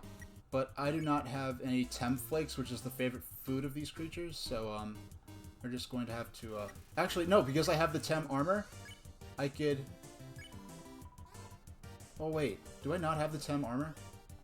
I'm supposed to be able to spare them immediately when I have that armor. Oh.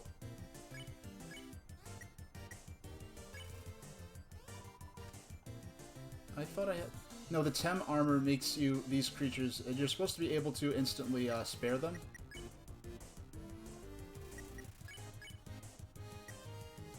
I'm gonna run. Let's see.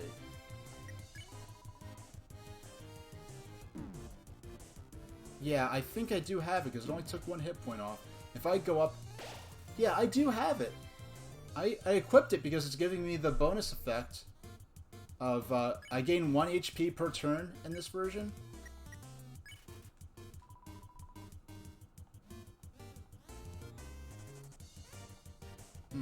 But basically what that does... Okay, spare. Good. What this Tem armor does is it'll let me be able to play the game with relative low risk of dying. Each attack... basically, I'll be able to play it on stream and still interact with chat. And have low risk of having to redo things over and over, because everything in here is not necessarily going to be interesting. But in particular are the elements where you can... Yeah, Queen. The elements that, where you act differently or make different choices impacts what events you get to see. I want to do a lot of those types of things that you might not have got to see, Frank, because typically those things are kind of almost meant to be missed on your first playthrough. I like how you have this, like, this merman with a horse's head, and it's just called Aaron. Stupid name, but... Yeah, how you beat him, you have to get in a flexing contest with him. Because I think you mostly played non-violently, Frank, except for the Toriel fight, which is, you know, the fight where, you know, in any typical RPG, you wouldn't actually be able to kill her. You just keep fighting until it's like, oh, you know, the game ends the battle before you actually kill them, and then the plot continues on. But here you actually can't. No, the writing for all his interactions with the other monsters is hilarious. He flexes himself out of the room. You won. So, the thing of the Tem armor, first you have to pay 10,000 gold, no, 1,000 gold to send the shopkeeper to college. And then once you do that, you have the option to buy the Tem armor, which costs... the initial cost is 9,999 gold. But it's 9,999 gold. But the more you die in the game, the more... Yeah, same thing. I almost restarted, like Vegeta Loves Women, when I restarted, and you see the reaction you get from Flowey the flower when he restarts and he calls you out for it. It's like, I know what you did. You're not the only one who could save. You murdered her and felt bad about it, and then just restarted. Like, that would have freaked me out so much. I only found that out after I... So we have... You beat Undyne. I actually killed Undyne on my first playthrough. So, if you want me to reread any of this or just read it slowly, you know, we can do that. But I'm just sort of skipping through this to hurry up and get to the fight with her. If I had more time to play, I would have saved right before the fight, because you know the general gist of... Oh, there's Monster Kid. You know, I did not realize that he literally doesn't have arms at first. Like, at first, I thought that was just, like, an element of the... with the Undyne fight, I felt that was borderline unfair. Apparently, almost all the Let's Players I've seen who played it blind, like, they were able to figure out how to end her battle peacefully. I did not realize that I was literally supposed to run. They could have... Yeah, like, I think the run, I think it's highlighted or something, but I'm not going to think... I'm thinking the run in the...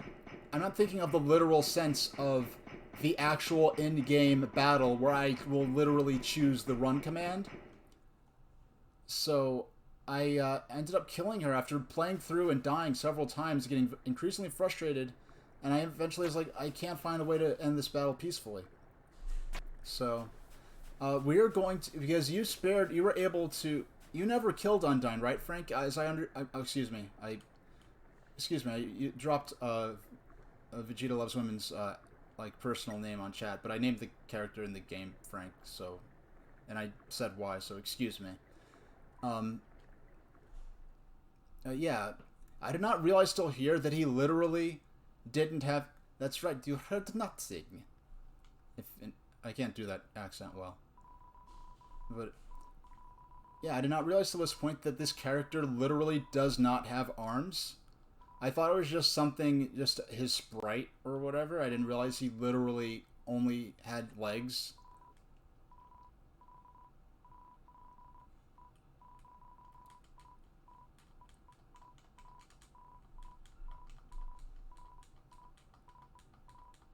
Yeah, so we're just gonna mash through this. Yeah, you said, as I understand, you said that, I remember you saying that you spared her, because I was saying, so how did you deal with Undyne? I was like, well, she was really, really tough, but oh, sorry. Yeah, yes, I just said sorry to Monster Kid, excuse me. Yeah, if you killed her, I think you would have remembered it. Well, because this main file I'm playing on is I'm doing pacifist, so I have not killed a monster. I have not gotten any EXP. So because of that, I'm still at level. I still only have 20 hit points, and I'm not very strong. So I made a second file where I actually played through up to right before the fight. So when we get up to her, we're gonna save. I'm going to load up the other file, and with the file where I'm leveled up, then we're gonna fight her and kill her and see what that's like. Yeah, you definitely would have remembered. It's definitely interesting. I also heard a lot of conjecture as to whether this kid actually has parents, or if he's like an orphan or something, and he just says, you know, that. Okay, I think we're right here. We're gonna. Oh, we don't have the save point there yet, but actually we talk through this cutscene when we talk to her. 7 human souls, and King Adscore will become a god. 6. That's how many we have collected thus far. Understand? Through your 7th and final soul, this world will be transformed. Burp. First, however, as it is customary for those who make it this far, I shall tell you the tragic tale of our people. It all started long ago. No. You know what? Screw it. Why should I tell that story when you're about to die? Nah!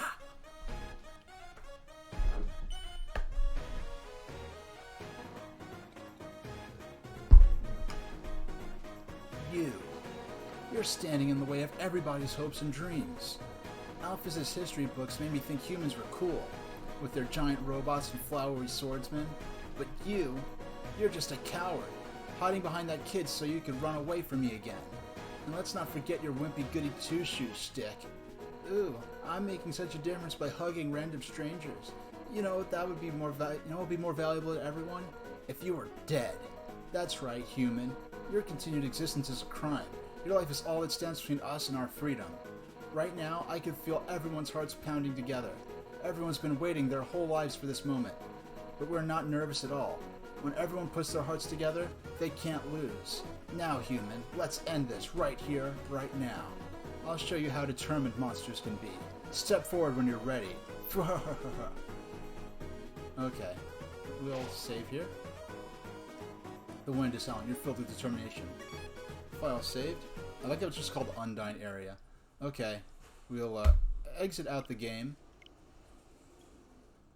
And we'll go back in. We'll use the other file. Yes, I named the other file Killer. Okay.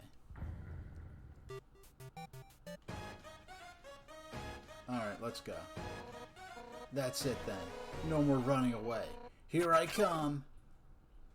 Alright, this is probably actually going to be tough. And I have... Let's remember what items I have. I mean, I have a good selection of items. As long as you're green, you can't escape. Unless you learn to face danger head on. You won't last a second against me. I didn't realize that they literally meant running. So, because the thing is, in a normal RPG, you can't run from boss fights anyway. Like, what is it? Like, this is... I'm hitting her with a notebook. She has armor on. How is this doing any damage? For years, we've dreamed of a happy ending. This is the first time I'm playing through this with a D-pad. The first time I played it, it was on PC. And now sunlight is just within our reach.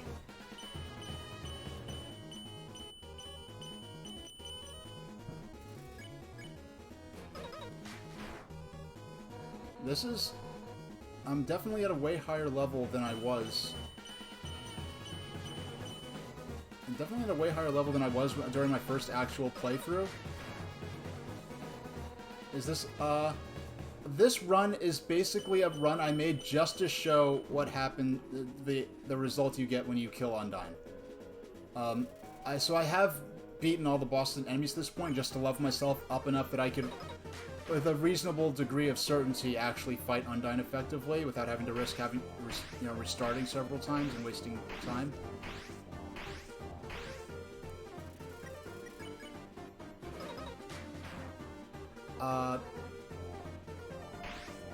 I may or may not continue with this file so that I can go to when I fight Metatron and see if is he Mettaton? Is Mettaton? I keep calling him Metatron from you know, the angel,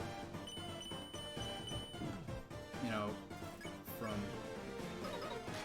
from his Dark Materials, and also from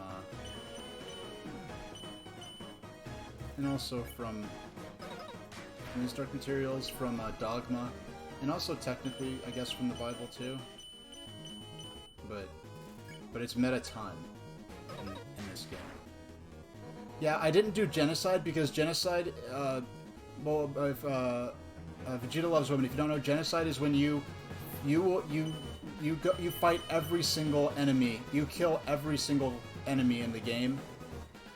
And I'll show you later what that's like, but we'll save that for after we beat the game initially, because it's that'll be a bad time. I can't wait to show you that. I would have loved to have been there in person. I wanted to show you even just how that run starts, but we'll save that for later, and it'll be good.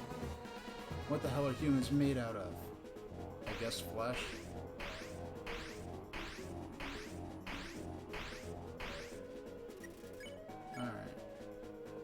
Alright, we're just...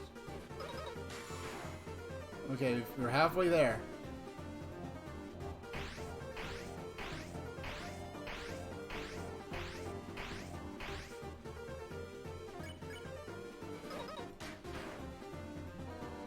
Alphas told me humans were determined.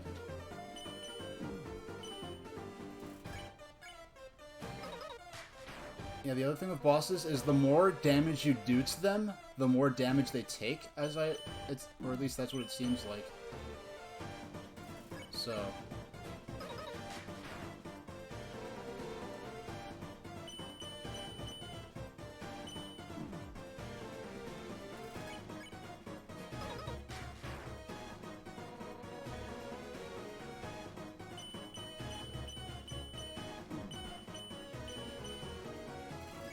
Yeah, this was definitely way harder when I played it for real, because in the actual game, when I played it for the first time blind, I think I only killed Toriel and a couple other monsters where I was in a pinch where sparing them would have been harder or more risky, at greater risk of getting a game over than... I'm not used to using items and them doing so little damage, because if you play this pacifist, you never get more than 20 HP anyway.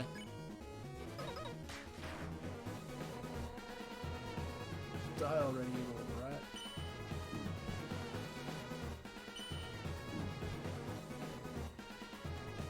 Okay.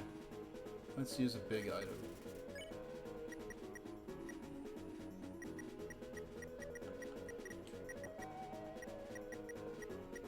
Okay.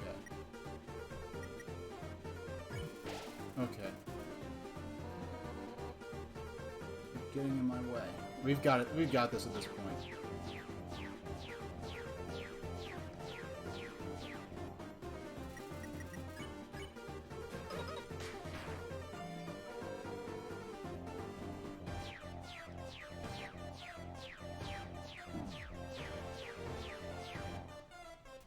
I just want to check, make sure that Undertale and it's okay, great. It actually is working. Because yesterday I tried to change my, we're almost there.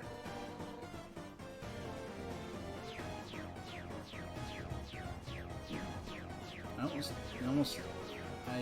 tempted to just be reckless at this point. Okay, we did it. We got Undyne. Nah. You're stronger than I thought. So then, this is where it ends. No. No. I won't die. Alphys, Asgore, Papyrus. Everyone is counting on me to protect them. Nah. Human. In the name of everyone's hopes and dreams, I will defeat you. Undyne looks determined.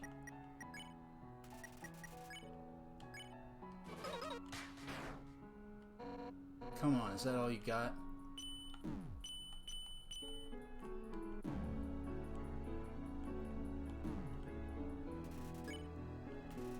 Undyne is smiling as if nothing was wrong. Pathetic. You're gonna have to try harder than that.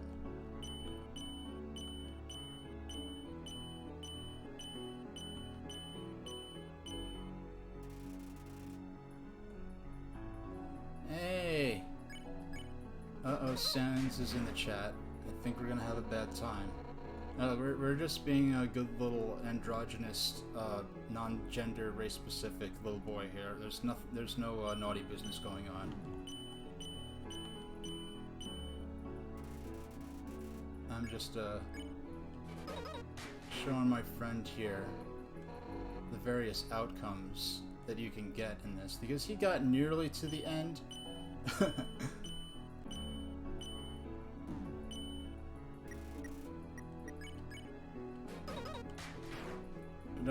Don't worry, Sans. We're gonna reset. We're going for true pacifist.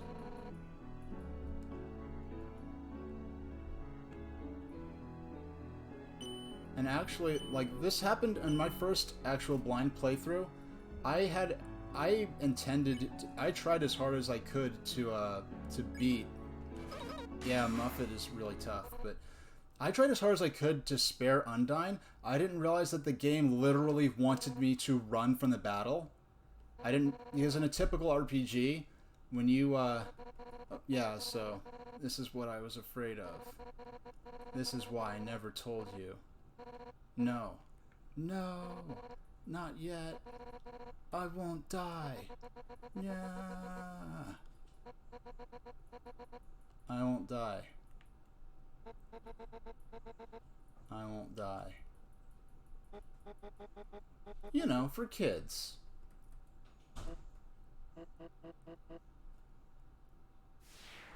Yeah, she literally starts melting. Yeah, so that was rather disturbing, especially on my first playthrough. I just want to show you what's... Oh, we have welcome... Oh, it's been shut off. Oh, we have a little guard post here. And... Oh, here's a water cooler. I wonder what that's for. But let's go ahead and...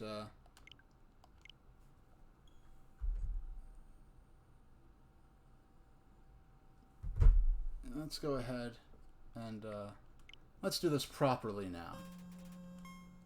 Let's go for the an outcome I believe Sans would much more approve of. Now, if you forgot how this works, all right. Yeah, this is more like it. No love this time. Plead. You told Undyne you didn't want to fight, but nothing happened. As long as you're green, you can't escape. Unless you learn to face danger head-on, you won't last a second against me. I guess I don't have to read this dialogue. We already have a sense. Anything she says that's unique to this and not when you're actually fighting. I told Undyne you didn't want to fight, but nothing happened.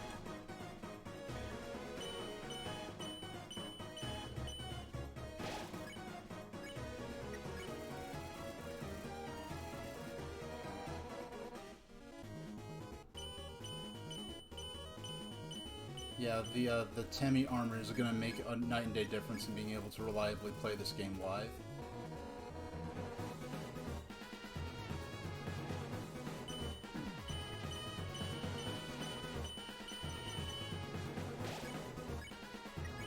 Yeah, we take like I think one hit point of damage per each time we take a hit. I think it just reduces it to 1 or 2 hit points, and then each turn we gain back a hit point.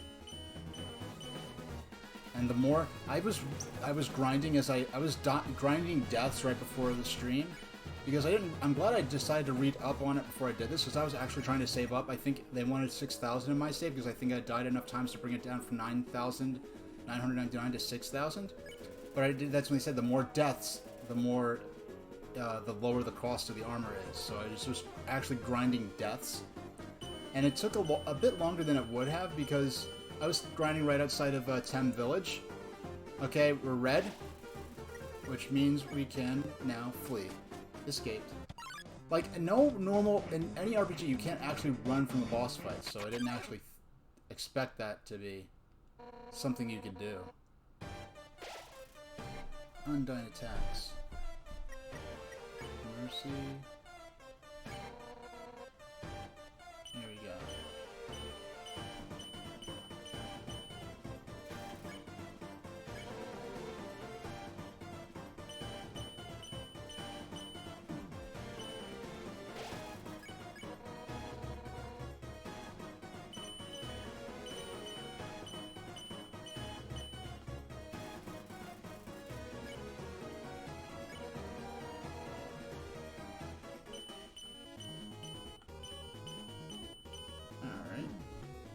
Whew. Alright, now we flee. I'm out of here.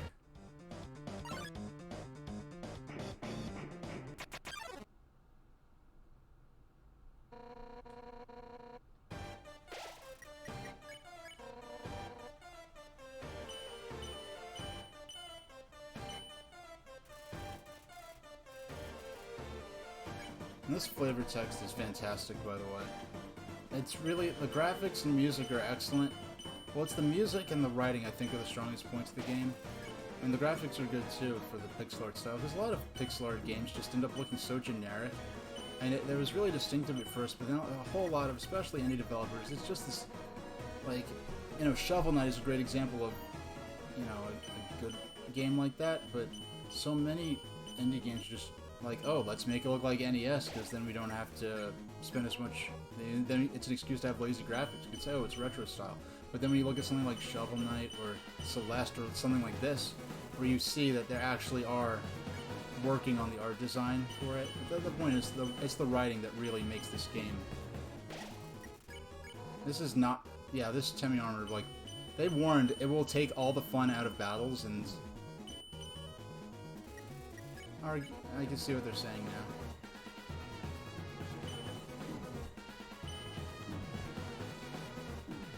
I'm missing, like, so many of them, and I'm still down to 14.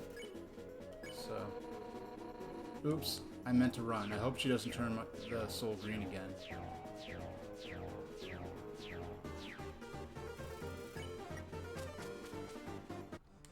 Alright. Hey, what's up? I was just thinking. You, me, and Undyne should hang out sometime. I think you would make great pals. Let's meet up at her house later. Click.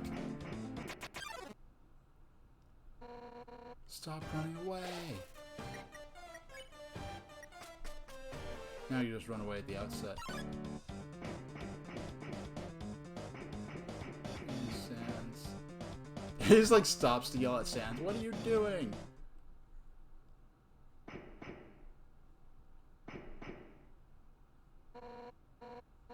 Armor so hot, but I can't give up. She needs to have a cooling system installed in that, like some mascot suits I heard have like liquid cooling systems and stuff. It's water cool. Take a cup of water? Yes.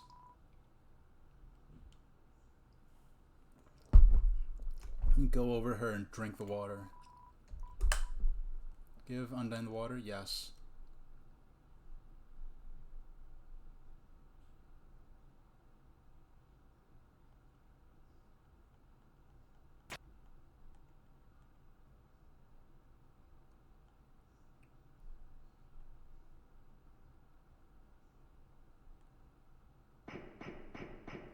Just walks away without saying anything. Yeah, okay, I'll leave you to go think about what's happened today. Seeing such a strange laboratory in a place like this, you're filled with determination. But, you know, it's not even... I just realized we basically probably don't even need many items anymore as far as healing items. Yeah, we're on TV, guys. That's a really cool effect. It's actually like... I wonder what that looks like in code. I'm not much of a programmer, but I'm sure the code to make that work looks pretty interesting.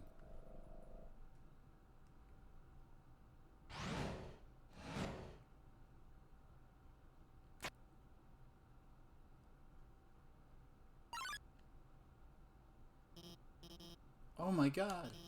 I didn't expect you to show up so soon. I haven't showered. I'm barely dressed. It's all messy, and...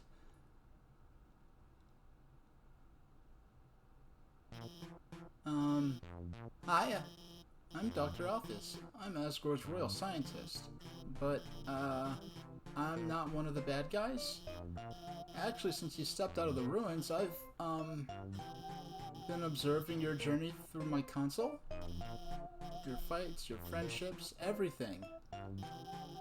I was originally going to stop you, but watching someone on a screen really makes you root for them. Hi, guys. So, now I want to help you. Using my knowledge, I can easily guide you through Hotland. I know a way right to Asgore's castle, no problem. Well actually, there's just a tiny issue. A long time ago, I made a robot named Metaton. Originally, I built him to be an entertainment robot. You know, like a robotic TV star or something. Anyway, recently I decided to make him more useful. You know, just some small practical adjustments, like, anti-human combat features? Of course I saw you coming. I immediately decided I have to remove those features. Unfortunately, I may have made a teensy mistake while doing so, and, now he's an unstoppable killing machine with a thirst for human blood? All of the faces for Alphys are so fantastic. Every single sprite, for dialogue sprite face for her is fantastic. Hey, but, yeah, she's one of my favorite characters, but hopefully we won't run into him.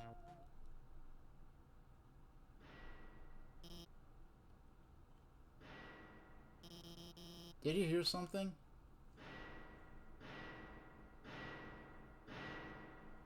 It's the first time I played with headphones, and it's actually, like, the effect of the clanking getting louder is very distinctive. Oh yes, welcome beauties to today's quiz show. Oh boy, I can already tell it's going to be a great show. Everyone give a big hand for our wonderful contestant. I love the game show that's just called Game Show. It's definitely my favorite. Never played before, gorgeous? No problem. It's simple. There's only one rule. Answer correctly, or you die. I just love the Alphys sprite, just sort of in the corner like, this is kind of my fault and there's not much I could do about it. Check or cry? Cry. Streaming is against the rules. What's the price for answering correctly? Money, mercy. Let's go with D. Super Show continues. Screaming is against the rules. Here's her terrific prize. What's the king's full name? Asgore Dreamer. Oh, by the way, Vegeta Loves Women. Alphys is literally using her hands to form the shapes of the letters of the correct answers. And so she's giving you the answers if you pay attention. I did not notice that my first time I was playing. What are robots made of?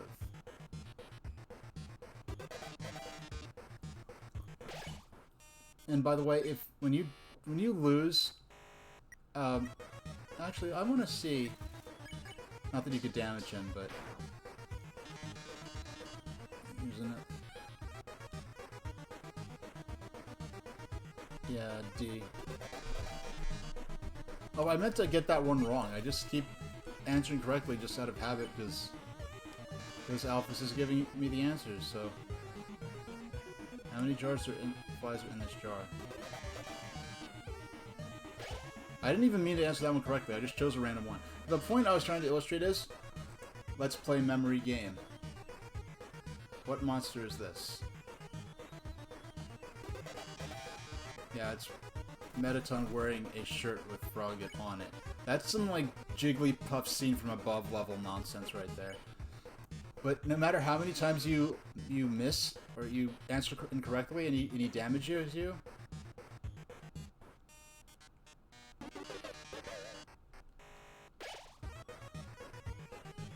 yeah, no matter how many times he damages you, he will never, you cannot die in this battle. Every time, you know, depending on how low your HP is, he'll just deal that much less damage to you until it actually gets to the point where, like, you're, let's see.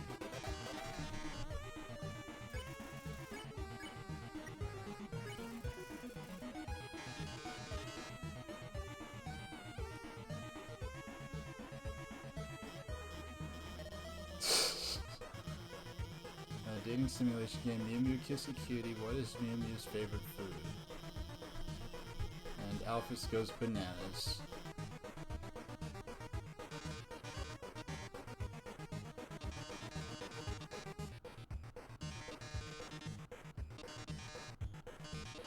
You'll be sure to know the answer to. Look at her. She's...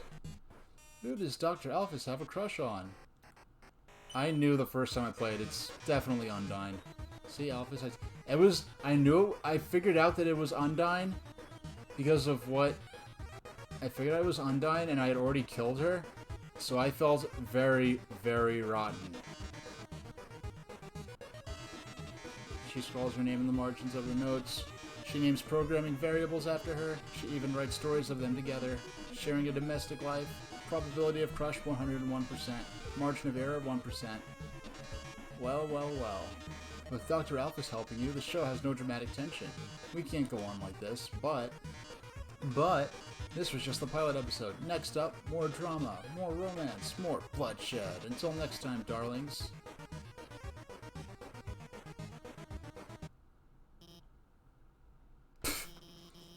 Well, that certainly was something.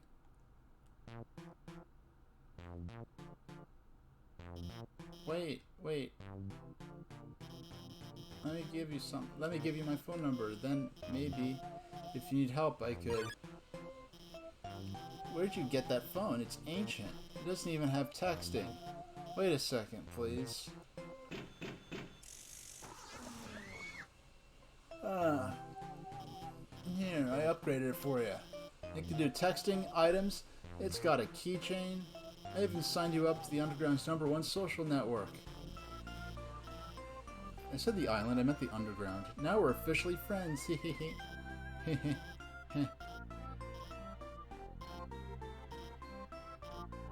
love you, Alphys.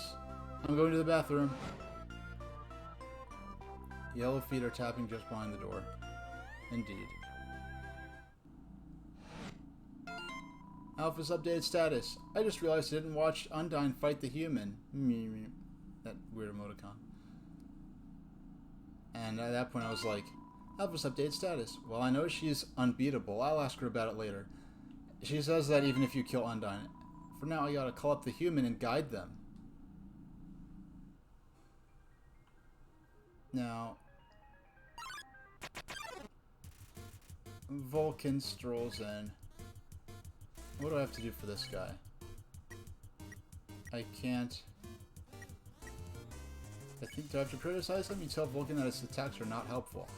Not helping? Okay. Vulcan stands in the corner. I forgot if you have to... I think hugging him deals damage to you. You give Vulcan a hug, it warms your heart and your whole body. Ouch, your defense drop. So lovey.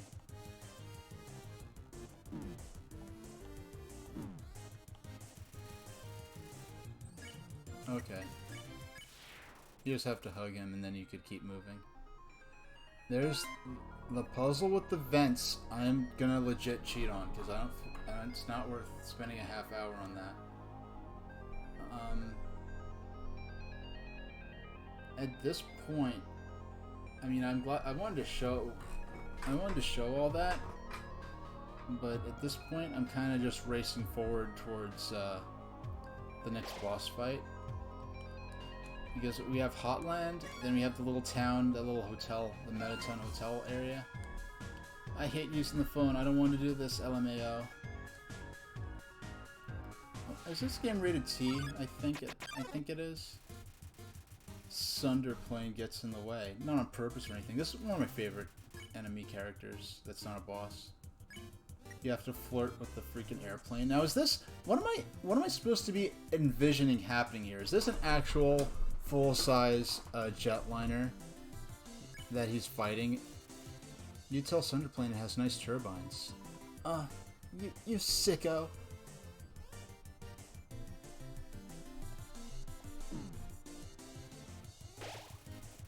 Sunderplane gives you a condescending barrel roll. Approach. You get close to Sunderplane, but not too close. Human?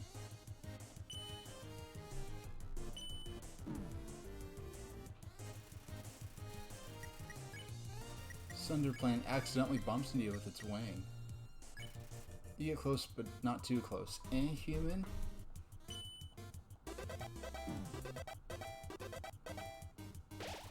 Sunderplane looks over, then turns up its nose. By the way, this enemy probably has one of the saddest battle death animations in this game. Alpha's update status. OMG, I had my claw over the last digit for 5 minutes. OMG, I'm just gonna do it. I'm just gonna call. Ring, ring. Click. Whoever was calling hung up before you answered it. Ring. Hi, so the blue lasers, I mean, Alpha's here. Hi. The blue lasers won't hurt you if you don't move. Orange ones, you have to be moving, and they won't, move through those ones. Bye. Alpha's update status. OMG, I did it. Claws haven't showed like that since Undone called me to ask about the weather. Update status. Wait, there's no weather down here. Why did she call me? But there is weather down here. We know that from Snowden. Shucks.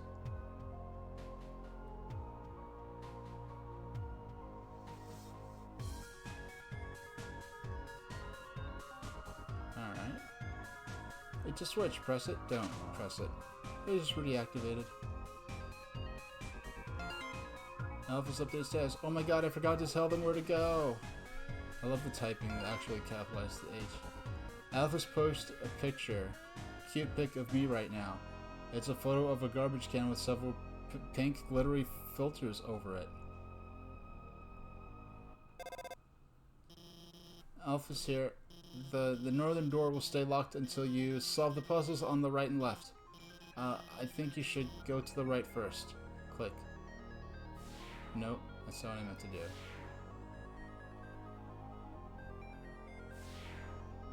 Yeah, the steam vent, yeah, Alphys, the writing is fantastic. It's an awesome combination of writing and sprite work. Alphys update status. I wonder if it would be unfun if I explained the puzzle.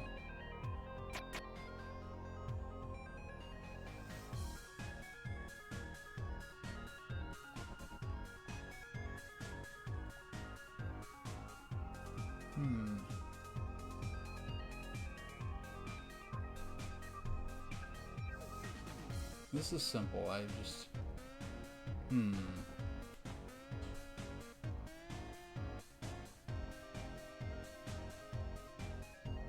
Oh, wait. Okay. Alright, I forgot I could this involved shooting.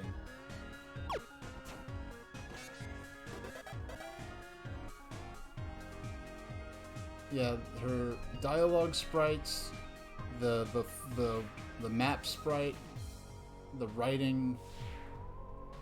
Like, she's one of the characters that comes alive the most to me. Alpha's here. That blue laser seems totally impassable, but as a royal scientist, I have some tricks up my sleeve. I'll hack into the Hotland laser database and take it out.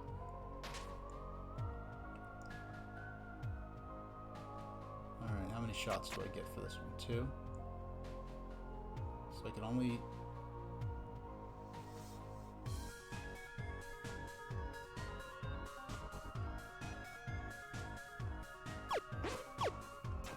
There we go.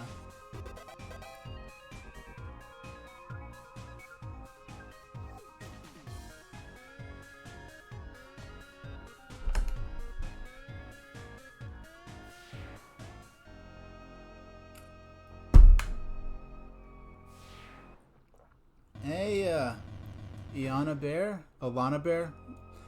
Yeah, I'm playing. We just we just peacefully resolved the conflict with Undyne. I'm playing this for a friend of mine who's in chat, an old childhood friend who...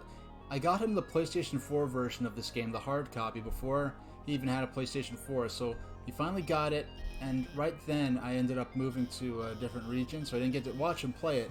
He got nearly to the end, but then his save file got corrupted. So I thought, and I just started streaming. This is my 3rd stream right now. We started with the 8-bit version of Sonic the Hedgehog for Game Gear.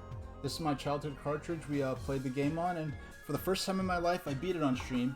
I like to do my streams in a sort of sandwich format where I'll start with a half hour to an hour of some sort of lighter game.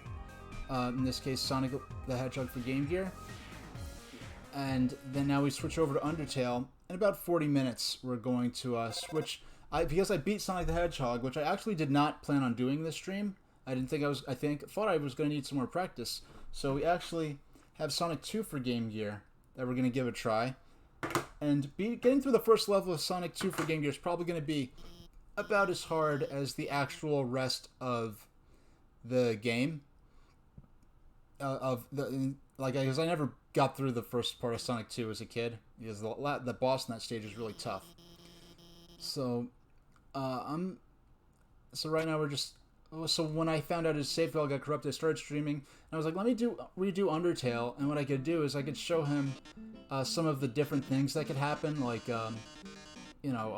this is a fully, spoiler... The details of the plot of this game are to be made explicit. Not in the chat, but just, anything that comes before this point in the game, I'm going to talk about pretty openly. Cooking with a killer robot. So we played through that part in... Yeah, I'm playing this on the Nintendo Switch. There's a bonus boss in this version I'd like to try out. But what I was doing is I was showing my friend, Vegeta Loves Women, some of the different reactions from characters you can get. Like, for instance, if you kill Toriel and then go back to your save file and then play through the battle and spare her, Flowey will call you out for it, say, like, I know what you did, you murdered her and felt bad about it, and just went back to your save file. We'll need sugar, milk, and eggs. Go for it, sweetheart. You found the eggs. You found the milk. You found the sugar, which... looks like it comes in a burlap sack for whatever reason. How is there clouds and a blue sky outside when we know this is underground? I never thought of this. Really, this is the only time I ever played. This is my second playthrough. My first playthrough was in 2017 on the PC. So this is my first time playing the game with a gamepad. I'm using the Nintendo Switch Pro Controller. So there's some, like when I fought Sans, using the D-pad felt really awkward to move the heart around when it was in platform mode. Because when I'm playing a platforming jumping game, I'm used to one of the face buttons being the jump button rather than up on the D-pad, which is kind of how you jump in a lot of fighting games. So, I'm sorry if you wanted... So right now we're just kind of just running through this part.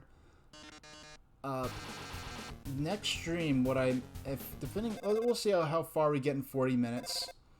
And I might play... I'll figure out how we proceed, because I don't want all my streams to be nothing but Undertale. And now that we've gotten through... the last stream I did with Undertale, I don't feel it went very well. It didn't mesh well with the Sonic segment at the beginning. So what I'm going to do next time is... Well, at that point, I considered actually not playing this on stream anymore, because the point, ultimately, of me playing Undertale was just to show my friend different things I'd like to show him. And I don't have to be live to do that. I could show him in a static video, so I thought maybe I might do a Let's Play type thing, where I just do highlights of the moments I wanted to show him. But instead... I thought about it, I was like, well, let me get the Temmie armor. So I was grinding up money so I could send the Tem and the shop in Temmie Village to a colleague. And when she came back from colleague, she knew how to make the Tem armor. And then I had to grind a bunch of deaths. I think I died 25 times in a row. And each time you die, it actually decreases the cost of the Tem armor. Because it starts with 1,000. At first there's 1,000... it costs 9,999 gold, but each time you die, it takes off a significant discount. So I was able to get it down to, I think, like 1,000 or something more manageable. 1,000 or something more manageable like that. This mini game is fun, and it's the second time I ever played it. I generally, unless it's an arcade type game, like something simple, like Sonic the Hedgehog for Game Gear, and I'm just really glad to be able to stream Sonic 1 for Game Gear, because that game doesn't get a lot of play on Twitch, and a lot of the people who play the 8-bit version of Sonic 1 are European streamers, because the Sega Master System was a much more popular console in Europe than in the US, whereas in the US, Sonic 1 for Master System, was the last Master System release on the Master System. But in Europe, the Master System... In Europe and South America, the Master System was actually very successful, and it continued to get lots of releases. That in North America, we only got a lot of those releases in the... At the first time I played this, I didn't realize that the stack of desks was a object that wouldn't interfere. I stayed on one side of the screen. I don't know if you could actually lose this minigame. Oh well.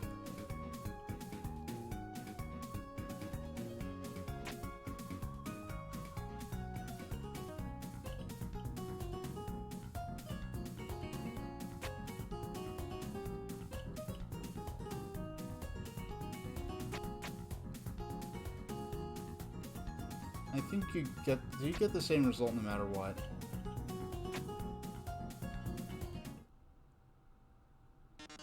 My. It seems you've bested me, but only because you had the help of the brilliant Dr. Alphys. Oh, I loathe to think of what would have happened with it. I didn't read that good, but... Oh yes, about the substitution. Haven't you ever seen a cooking show before? I already baked the cake ahead of time, so forget it. Ring. Wow, we did it. We really did it. Great job out there, team. Let's keep heading forward. Why is there a film studio in the middle of an ominous structure looms in the distance? You're filled with determination. Ring. See that building in the distance? That's the core, the source of all power for the underground. It converts geothermal energy into magical electricity anyway, that's where we're gonna go. And the core is an elevator directly to Asgore's castle, and from there, you can go home. Let me save. Now that I have the Tem armor, it seems like unless I screw up real bad, it seems like it's gonna be very difficult to actually lose any battles. I have 839 gold. The more gold I have, the easier the Muffet fight is, but like I said, now that... Please select location. Left 4-1, right 4-2. It's left 4-1 where I'm already at.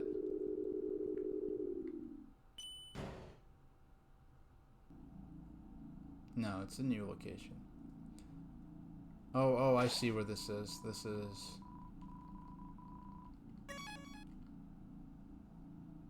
Yeah, I see what that is. That's right outside the lab. Please select location.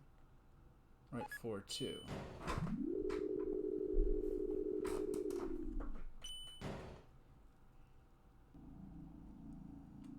I love this guy. Hey, I'm Heat's Flamesman. Remember my name. Okay, fine.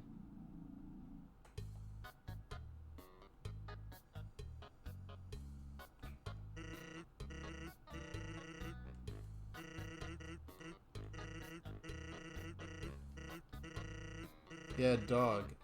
Apostrophe dog. It's short for hot dog.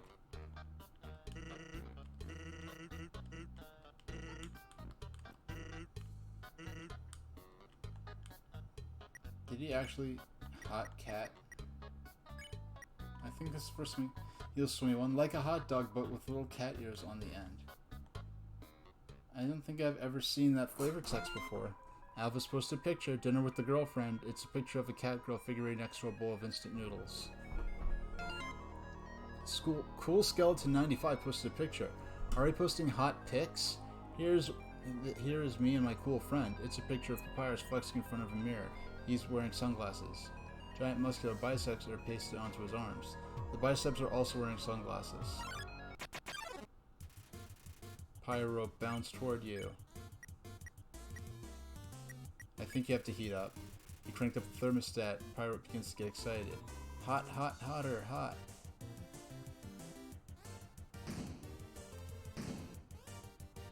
Bomb. Pyro wants more heat. Heat it up, baby.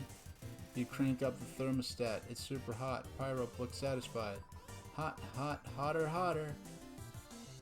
He's a disciple of Heat Miser. The room is sweltering. Spare. You won. You earned 45 gold. Wow, 45 gold just for fighting him. LOL's cool, Skeleton 95. That's a joke, right?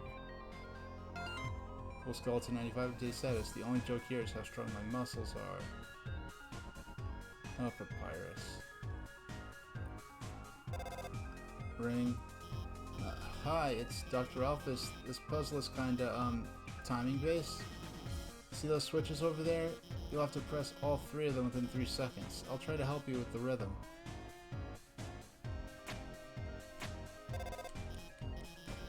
Now press the 3rd one. Yeah, you made me miss it. Oh, it looks like you only needed to press 2 of them. There's something funny about... I did not really realize what was happening at the... That's the last time I tried to help with a puzzle, LMAO. Just letting you know. Hey. I'm going to the bathroom, so I'll be MIA for a bit. I'm sure you can handle this puzzle yourself. Like, in terms of just physically, like, my well-being, this is the best stream I've ever had. Because I had... For my first 2 streams, I got this... I've got, like, a plush, like, what they call a gaming chair. I started talking about this chair hours ago. I never finished the thought. But, I'm not sure how much this would apply now that things are the way they are. But what I did is, at this warehouse club I shop at, I actually saw... No, what I saw was... Well, they basically were selling... Well, during back-to-school season, they were selling gaming chairs.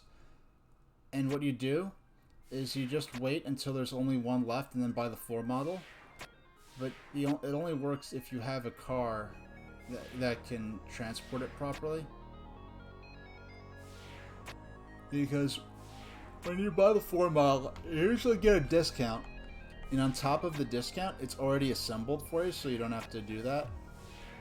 I kind of scraped the side of the armrest here, I think. But it's something that I'd only notice if... No one's going to see that part. I'd only notice it if I deliberately went out to look for it. Let's see.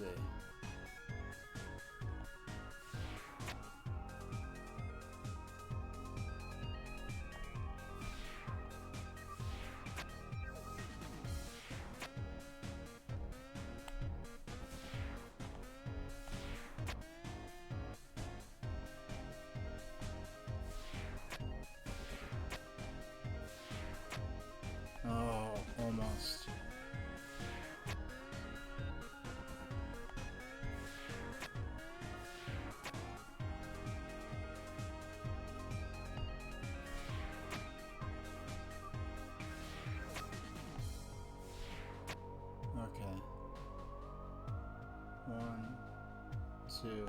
Okay. I think I have a sense of what I need. I think now is when I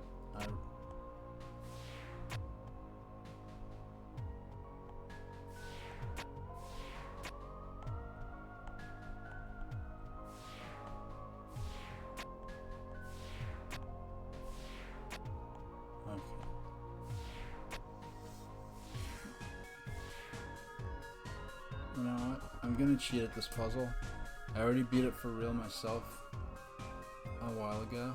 Well, years ago, actually. Okay. Yes, I'm a dirty, rotten cheater.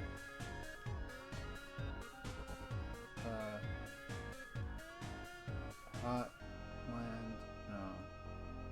Hot land vent puzzle Undertale.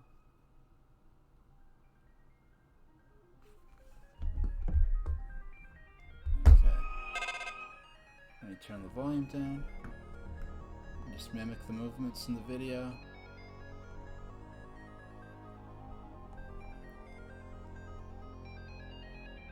Okay.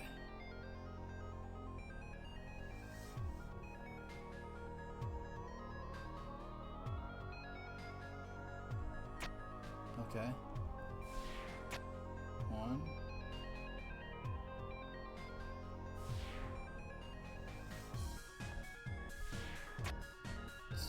3, 4, 5, 6, 7,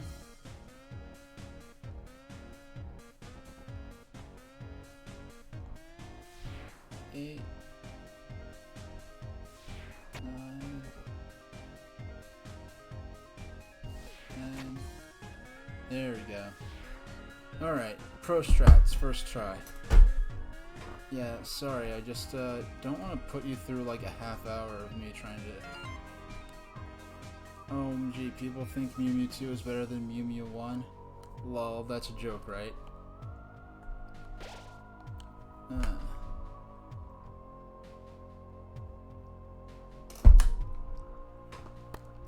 So we're gonna get through this for another half hour, and what I think I'm gonna do... I just looked at the safe. I just saw what the save point said. Knowing the mouse mat hacked the computerized safe and get the cheese. It was determination. Hotland Bad Opinion Zone. Could have called it Hot Take Zone, but I don't think that phrase was around in 2015. They don't get it. Ruins Mew Mew's entire character. Excuse me, yawn. Yeah. So after this, I'm gonna play off stream. Or maybe I'll do.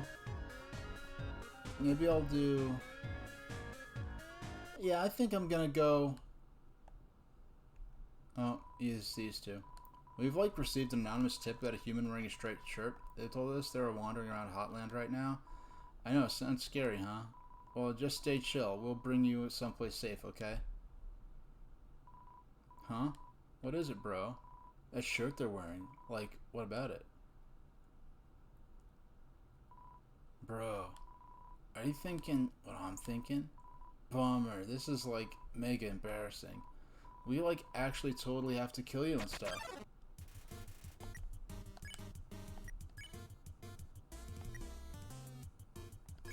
Clean armor. You clean RGO2's armor. It's cool and dirt begins to wash away.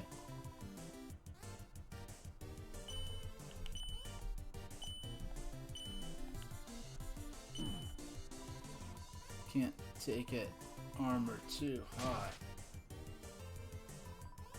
Much better. RG01 looks bothered by something.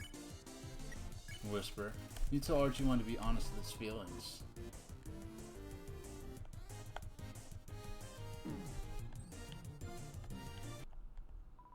Dude.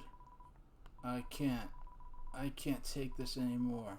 Not like this. Like O2. I like you, bro. The way you fight, the way you talk. I love doing team attacks with you. I love standing here with you and bouncing and waving our weapons in sync. O2, I want to stay like this forever.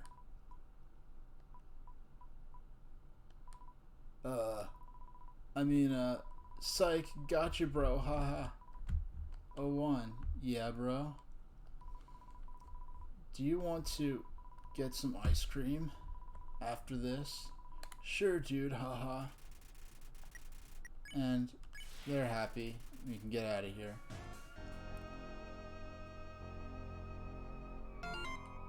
Office updated status. Oops, wait, how's the human doing? Yeah, I think next time I stream Undertale, what I'm gonna do is I'm gonna save Frank, you don't remember it, but you definitely beat Muffet. I think after this section here with Metaton, I think after this Muffet is up, and I'll play through. Next time I do a stream, I'll fight. No, I want to fight Muffet today, hopefully, and then after that, yeah, let's just mash through this because you've seen all this. We'll mash through this. We'll get to Muffet because we have to fight her anyway.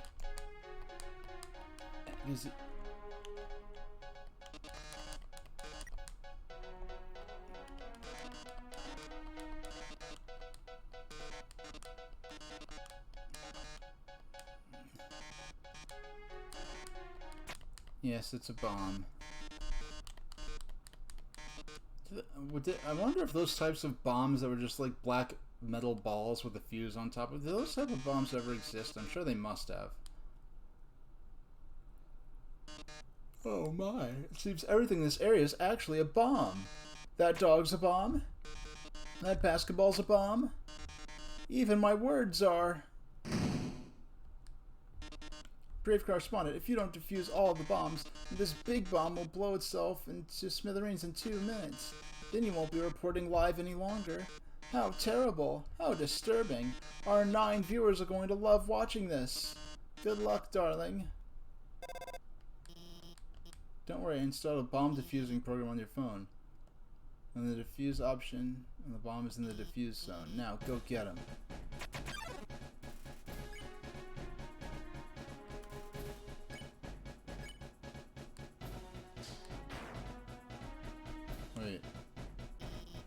Wait.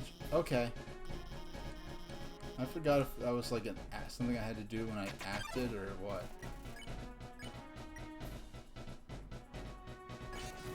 Bomb defused.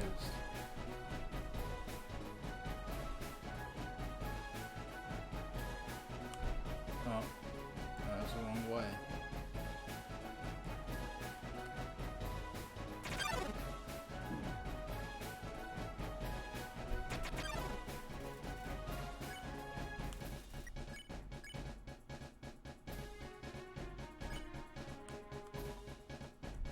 Come on.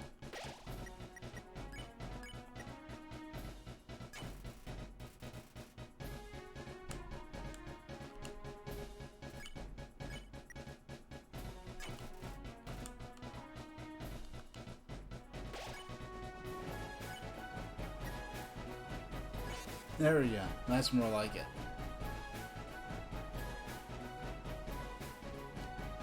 I don't think I'm gonna get it in time. 21 seconds.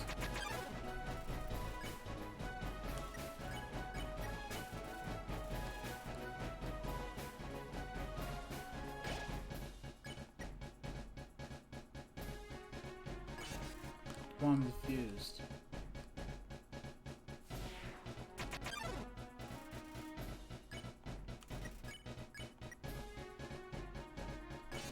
Bomb defused. Great job. Head for the center. I'm using EM fields to trap the glass of water there.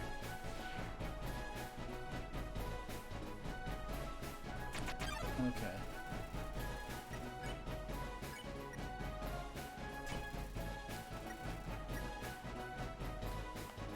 Come on. Oh. So close. The bomb's still. Too bad, darling. All of the bombs. You failed to defuse all the bombs in 3 minutes. Now the big bomb is going to blow you to smithereens. Ready, viewers? Here comes the moment you've all been waiting for. Aha! Goodbye, darling.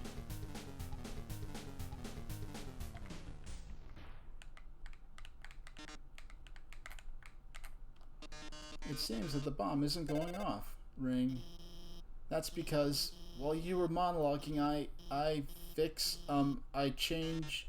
Oh no, you deactivated the bomb with your hacking skills. Yeah, that's what I did. I don't know how I did not realize what was going on in this scene the first time I played it, but... Curse you, human. Curse you, Dr. Office, for helping so much. But I don't curse my 8 wonderful viewers for tuning in. Until next time, darling. Oh boy, that was close, huh? I guess a little closer than I would have liked. I should have given you better directions, and there just wasn't enough time. Well, that's Mettaton's fault, not mine. I can't second-guess myself now. I'm finally starting to feel confident about guiding you. I'll protect you from that mean old robot no matter what. If I have to, I'll even turn... never mind. We're over halfway to the core. Let's go.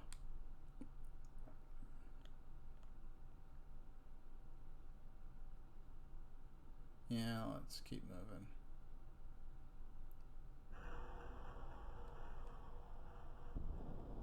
Like, going into this, I was really worried about the vents. I kind of noticed you've been quiet and worried about... Are you worried about meeting Asgore? Well, don't worry, okay? The king is a really nice guy. I'm sure you can talk to him, and with your human soul, you can pass through the barrier. So no worrying, okay? Just forget about it and smile.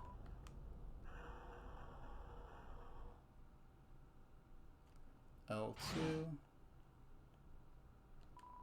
Please select the location. I'm going to 3.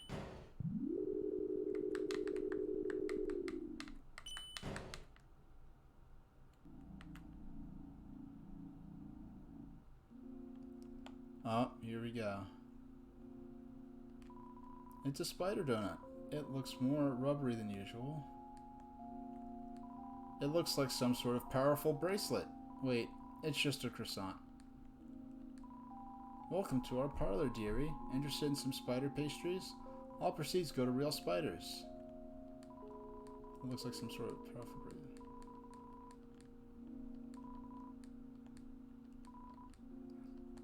You aren't giving me the option to actually buy a donut. I want one. Yes, yeah, it's her. I ended up buying a donut, even though I didn't want to. That girl, even though I told her no, she kept staring at me in this creepy way and licking her lips. Now I'm out of cash. I just love this sprite that serves no purpose. It's so animated, but it's just sort of frozen there. This looking like incredulously at this donut. Oh no, not another one of these. Hi, Alphys here. This room is like the one we saw before. There are 2 puzzles north and south, but you'll have to solve them both. Also, I'd like to say, I don't like giving away puzzle solutions, but if you need help, call me. Actually, I have an idea. Let's be friends on Wait, we're already friends, aren't we? I signed you up, didn't I? You've been reading my post the whole time? Well, I hope you agree with me about me too. Alright. This shouldn't be so bad. I don't think this isn't the puzzle itself so much as just a means of moving around the board. So this... Dang it! I knew exactly what I had to do there and I didn't do it. Okay.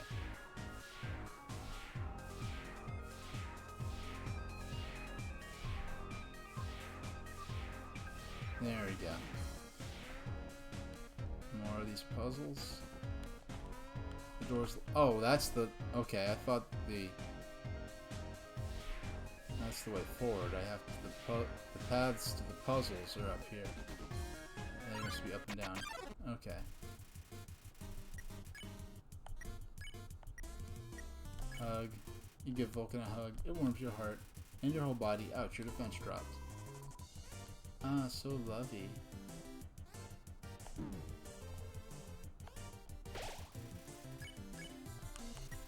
Now we can spare.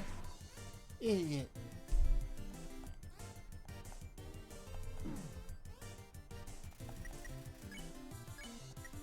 Flirt. No, we approach. Flirting doesn't work. Human? I just love the concept of this character. Approach again. Alright.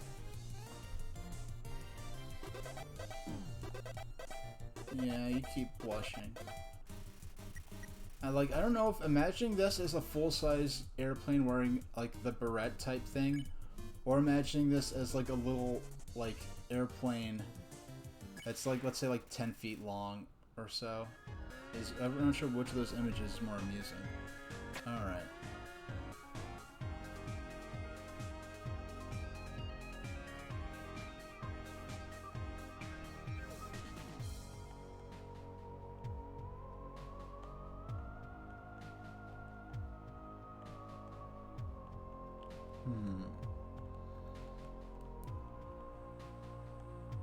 I only have one. I have to get them all.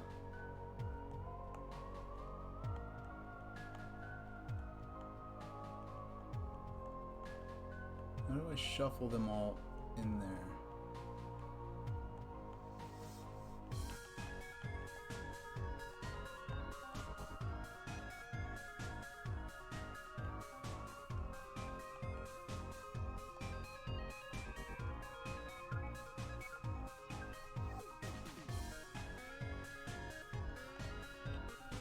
Somehow I gotta...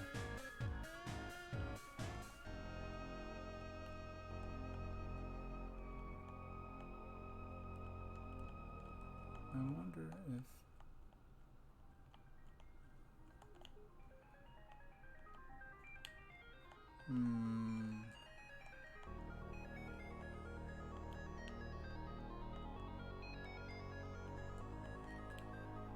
There we go.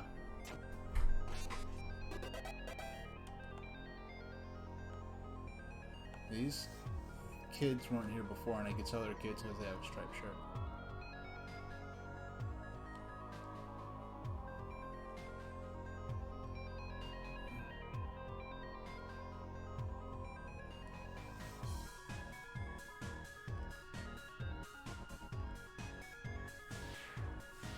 Now that goes to the bottom.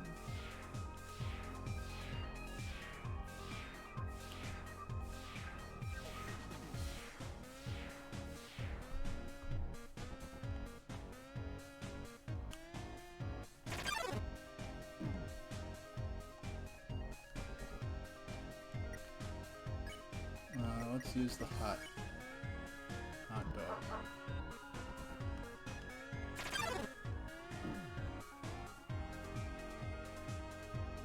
Alright, here's our... Hey, this doesn't have anything to do with guiding you, but hey, would you want to watch a human TV show together sometime? It's called Mew Kissy Cutie? Sure or no? Sure. Really? It's so good. It's my favorite show. Sure, she's lost. No, I can't keep up with that.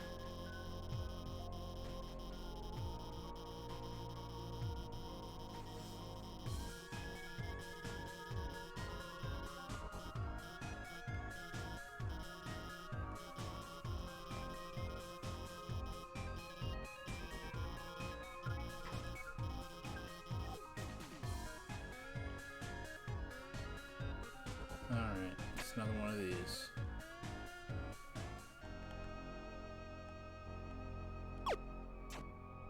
Yeah, that was, I wonder if I was supposed to finish that one first, because that one I just looked at it and you can just see how to get...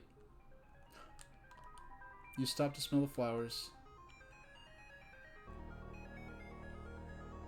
You know, well, I'll be honest, I wanted to do the art somewhere in this area. There's like a hidden boss, like a bonus boss character. I'm just not that interested in going through to there. You do the art. Yeah. Okay, here we go. We've got up to Muffet. I hear thunder, so if the stream spontaneously combusts, you know why.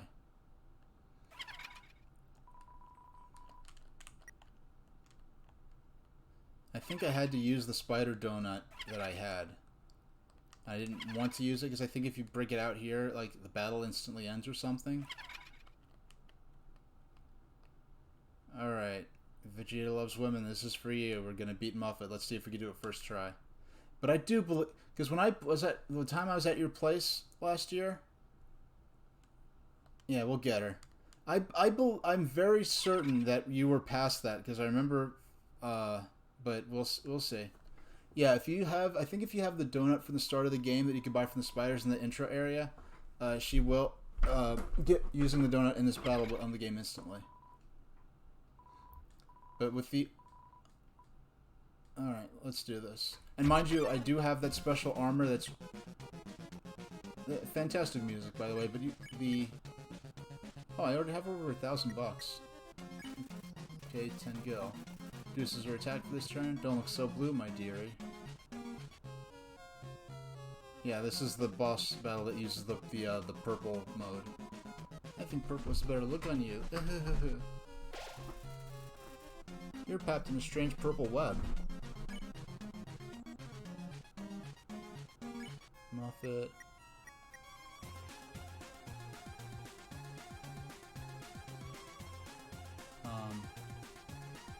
Pay 40. Muffet reduces their attack this turn.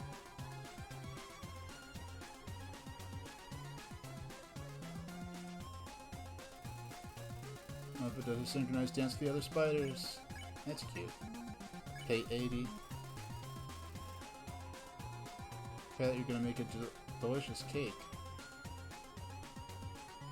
Mind you, I grinded for money. Not only did I grind for deaths to be able to afford the Temi armor, I grinded for a lot of money before. Like, so I have more money than you typically... Like, you don't get EXP for grinding against monsters, but you do... actually, you do get gold when you spare them, so... I got a lot in anticipation for this, in anticipation for the Metaton fight. If you use his brand name items during the battle, it helps increase the rating, which helps end the battle quicker.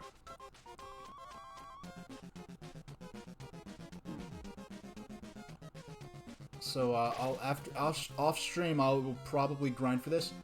I'll probably play this again maybe next Sunday. I don't know, or rather next Saturday. Pay 500.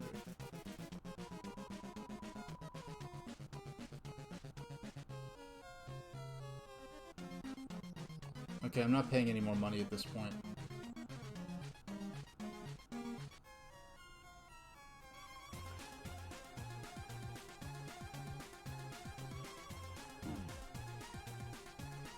Yeah, but that would have taken... Look how much...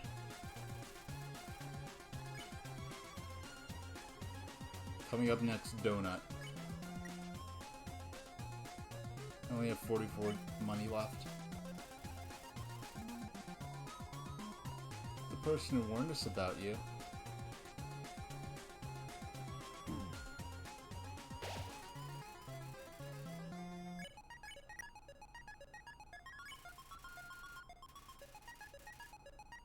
You struggle to escape the web. Muffet laughs and claps her hands. Offer us a lot of money for your soul.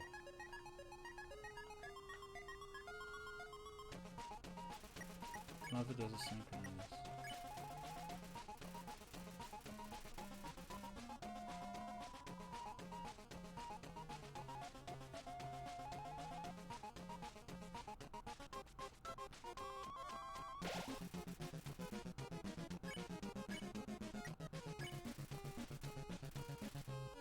You struggled to escape the web, nothing happened. It's strange, I swore I saw them in the shadows changing shape.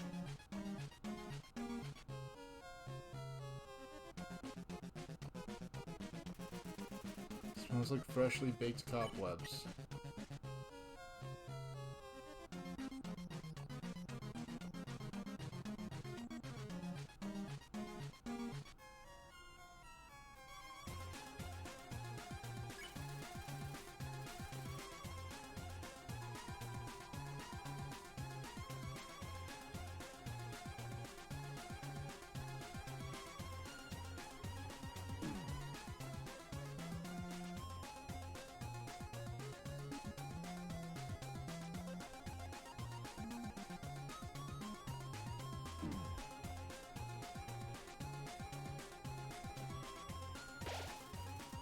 Muffet pours you a cup of spiders.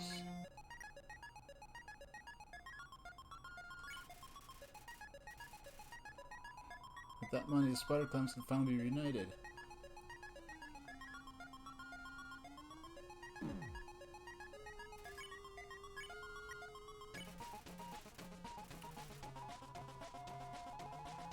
Haven't you heard? Spiders have been trapped in the ruins for generations.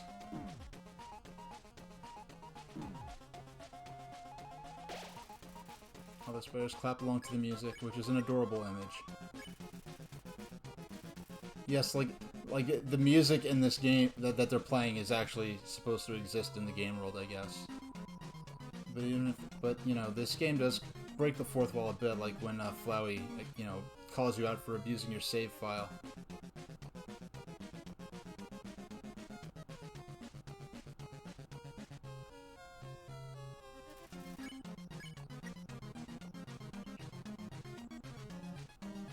I might as well use the last of my...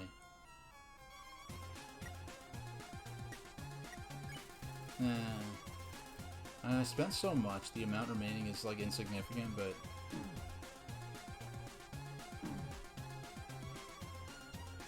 Wow, I'm actually going to have to use a healing item. Bicycle.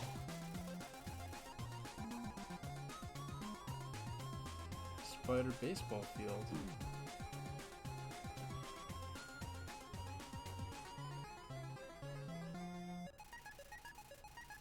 All the spiders clap along to the music. You struggled to escape the web, nothing happened. But enough of that, it's time for dinner, isn't it?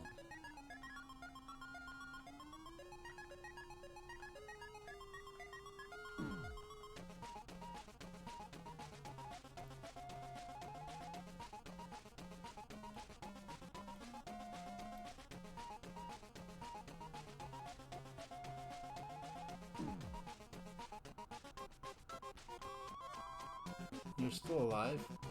Oh, my pet, it looks like it's time for dessert. Huh? A telegram from the spiders in the ruins? What? They're saying that they saw you and... you helped donate to their cause? Oh my, this has been a big misunderstanding. I thought you were someone that hated spiders, the person who asked for that soul. They must have meant a different human in a striped shirt. Sorry for all the trouble. I'll make it up to you. You can come back here anytime and for no charge at all. I'll wrap you up and let you play with my pet again. Just kidding. I'll spare you now.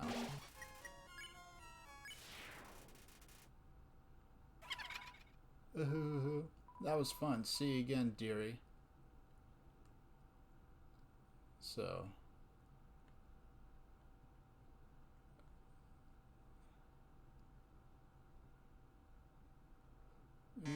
let's get to the next cutscene. And, oh, we only have 3 minutes left on the timer anyway. Of Undertale. So, I should have went back and saved. So once we get through this cutscene, I'll see if I can go back and save. Oh, and this is ripping off. This is riffing on a legendary, well, a famous scene from Final Fantasy VI. If you're not familiar with it. Oh my love, please gone away. Please gone away. Oh dear. Monster King forbids your stay. They should have synced the music a little further ahead. Humans must live far apart, even if it breaks my heart. They'll put you in the dungeon. You can't control during this steamboat. It'll suck, and then you'll die a lot.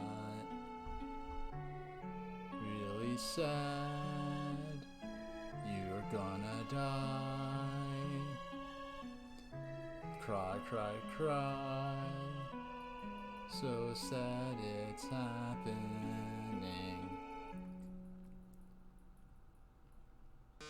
So sad. So sad that you are going through the dungeon. Well, toodles.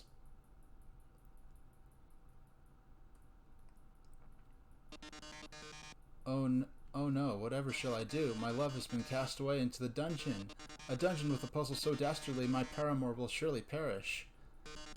Oh heaven's mercy, the horrible colored tile maze.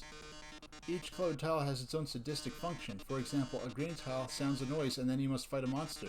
Red tiles will... actually, wait a second. Didn't we see this puzzle about 100 rooms ago?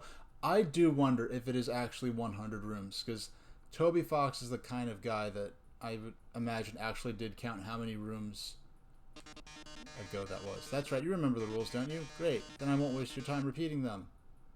You can actually, it is genuine, it is possible to beat this puzzle. And you'll get a bonus reaction if you do. But, by the way, if my voice is too loud, if the game needs to be turned up or down or whatever. Flavor. Orange. Oh yeah.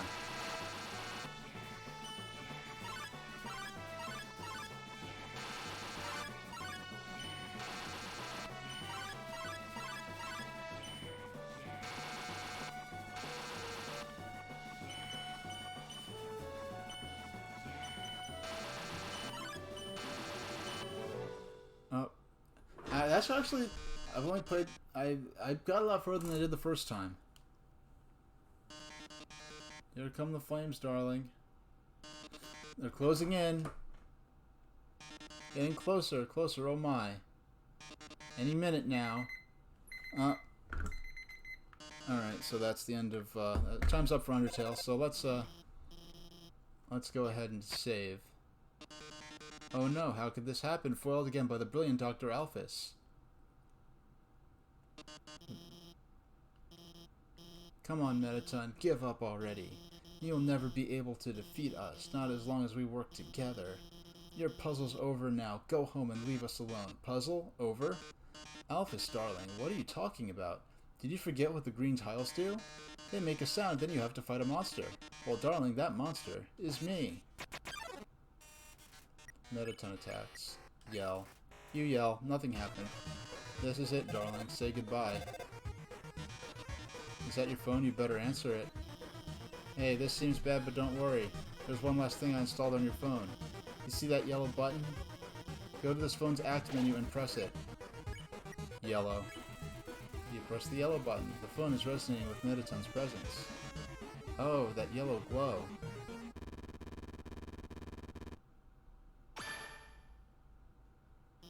Now press A.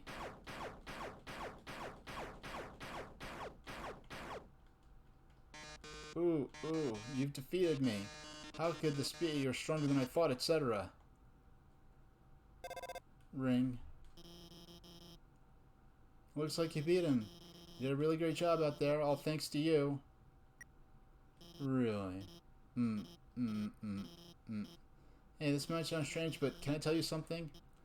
Before I met you, I didn't really like myself very much. For a long time, I felt like a total screw-up. Like I couldn't do anything without ending up letting everyone down. But guiding you has made me feel a lot better about myself. So thanks for letting me help you. Anyway, we're almost to the core. It's just past MTT Resort. Come on, let's finish this. Alright, we're gonna go ahead, we're gonna save, and then we'll do a little 3 or 4 minute intermission, and then we will be playing Sonic the Hedgehog 2 on Game Gear, emulation free, using the Analog Mega SG Sega compatible FPGA console. This is my actual cartridge from when I was young, so I look forward to sharing that. Let's find the save point. Oh, that's not. Well, if there's not a save point here, what I can do instead. Okay, that's the stage for the. Yeah. Okay. There we go. Relaxing atmosphere of this hotel. It fills you with determination. Alright, so I'm gonna do a stretch break and a break to change my consoles out. And then we will play Sonic 2 for Game Gear for about an hour. And next time we'll be starting the stream with that. Actually, I'm gonna change it to 6 minutes because I might need an extra minute to get a layout ready for Sonic 2 because I was not prepared to play it today. So, let's see. Let's see here.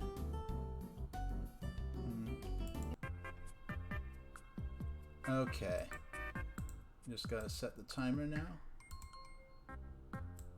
Minute 6. Alright, I'll see y'all in a minute.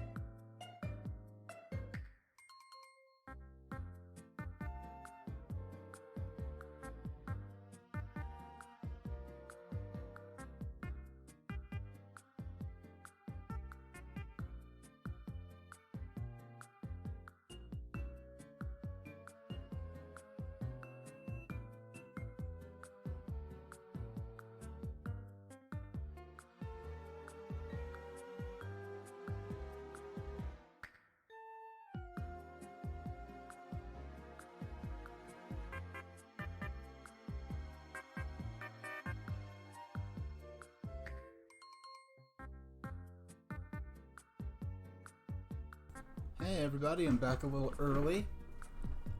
And okay, let's switch to, here we go. I don't know if there's a way I could change these without bringing the screen up while I'm live. So, Sonic 2, that was 90, was that 92? I forgot what year this came out, excuse me. 2. I know it. Yes, there's my timer to remind me. Sonic 2. I thought it was 92, but let me just. I'm just setting my my little timer here. We're gonna play for an hour. 40, 50. Yeah, an hour, and we'll set the screen timer for 60 minutes. So, this game was made by... Oh, hey Ash, we beat Sonic 1 earlier, which I was not planning to do. I was planning to go on Tuesday and grind Sonic 2. Sonic... No. This game was made by Aspect in 92. And so I'm having to change out my my layout in real time. Just let's see. We're going to. Yeah, I've got my childhood copy of Sonic 2. Oh, you're gonna love this. I'm about to show a commercial that I was in 92 or 93. That was the reason I ended up getting Sonic 2. So let's see. I have to add window capture. Oh, I'm doing great. You know, I have this relatively cheap gaming chair. It was a 4 model from BJ's. I got it for I got it cheap, and because it was a 4 model, and so it was already assembled, and I got a discount on it because they had gaming chairs for back to school. This is the first time I tried to do something like this. I would have had this ready if I knew I was going to be playing Sonic 2 today. We're gonna go. Which window do we want? We want Firefox. Where's that? Where's that at?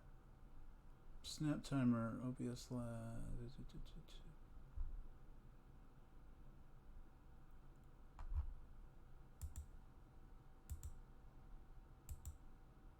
Window capture. Settings for window capture. Okay, that's the window itself. Streaming stuff,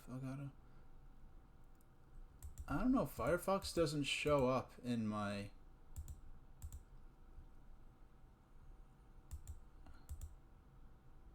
Alright, we're just gonna have to do without it and just get into the game. And next time, when we do a proper stream that starts off with Sonic 2, this will be ready then. Okay, but we can't. What I know I can do, definitely, is add image, add source. Oh no, I just added another panel for my background. Oops. Yeah, get rid of that. What we want to do is add. Can you tell I'm new at this? I definitely did not expect. I did it again. Okay. We're gonna get rid of that. We're gonna add new source instead. That's why. Sonic 2 and desktop. Look at all my art. There's the Sonic 2 image. Here we go. Now we're cooking.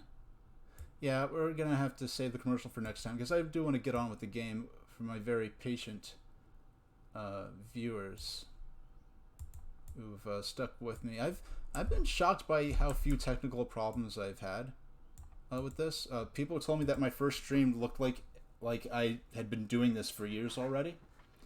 So, okay, we're gonna start the on-screen timer and my egg timer that I use to because this timer doesn't make any noise when we. Now, the Game Boy No, I got this game because, well, like I said, when you're a little kid and you're not that skilled at, you're not that skilled with video games, and plus the game can't be saved, you know, at this point. I think I saw, no, it was in upstate New York. We were filming a Sudafed commercial, and one of the other kids had a Game Gear, and he had Sonic the Hedgehog 2, and I was like, they made another Sonic the Hedgehog game? And I think I knew about Tales from Adventures of Sonic the Hedgehog, because by the time the Sonic Sat AM and Adventures of the Hedgehog came out, obviously Tails was established by that point. By the way, you see him on the title screen, you see him in the intro, he's not in the game. That right there, that's a lie. You never actually... So, I saw this kid who had Sonic 2, and I was like... And when you're a little kid, and... Well, I'm a little kid, I don't know why I'm using the "you're" there, but... Pretty much, I didn't get that far in the game. I don't think I ever got... At that point, I had never even gotten to Labyrinth Zone before. I didn't get there until at least 94. And even that was a rarity. It was usually my brother who got further in the game, and I just sit over his shoulder watching him. And just the idea of being able to play new levels of Sonic the Hedgehog, when you usually die by the time you even get to Jungle Zone. You usually get a game over by then, even with the continues. Just the idea of just being able to play new levels of Sonic that alone was enough to get me excited. Now, there are all kinds of different solutions for the Game Gear's lack of battery life. He had an external battery, an official external battery that plugged into it. I don't know if, I think that was rechargeable. And I remember the Game Gear's official adapter for, well, the external one that you plugged in, it was kind of like a precursor to today's USB batteries, USB portable batteries. Yep, there's level 1. And that's his solution he had. What I had were two things called the power backs. Those were rechargeable, and you take out the battery ports in the back of the Game Gear, and you plug these things in. It made the back really bulky, and at some point I think I dropped the Game Gear by accident and broke them. And so I had to put up with using batteries again, or rather my parents did, because they're the ones paying for all the batteries. And they got something called I forgot what those, the things you plugged into the battery ports were called. But then you got this other thing in 94. I got it the same day that I got Sonic Triple Trouble, called the Power Back. And what it was a giant rechargeable battery that screwed onto the back of the Game Gear. But instead of plugging into the battery bays like batteries would, what this device did was it had a little plug on it that plugged into the power adapter for the Game Gear, like the little plug where you'd plug in the DC adapter. It plugged into there rather than the battery bays. And that was what I used for the rest of my time playing Game Gear until the system broke sometime in the late 90s. And I don't like this version's the little ladybug enemies. It's not as cute or iconic. But nothing about this game to me is as cute or as iconic. You can look up and down in the minecart, which is cool. And we're gonna see very soon the boss of this. And what was going on was, with this game, was that... Well, let's see. What should I talk? I want to talk about my experience. I talked about how I saw this kid there playing it, and the Sudafed. One of the cuts of the Sudafed commercial is actually on Game Gear.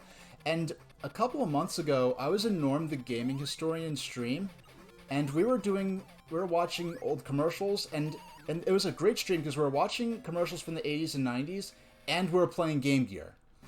And when those two, when 90s commercials and Game Gear come together, I actually mentioned, like, oh, I got Sonic 2 for Game Gear because I was in a Sudafed commercial in 92, and one of the kids on set, we had a Game Gear, and he had Sonic 2.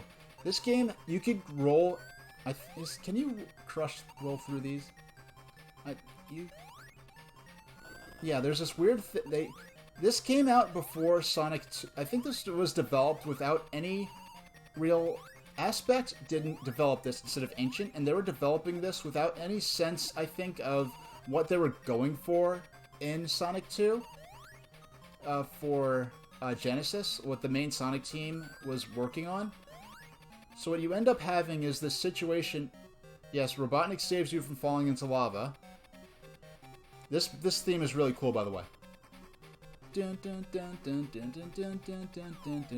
But this theme is cool, right? But the problem is that, well, in the Master System version, they use a different musical theme. Yeah, the sprite work in this is good. So Sonic, they made this game without, they just did their own thing. It wasn't, whereas the 8-bit version of Sonic, the 8-bit Sonic 1 was loosely based on the Genesis version. And this one, I think they just, all they knew was that, yeah, game over.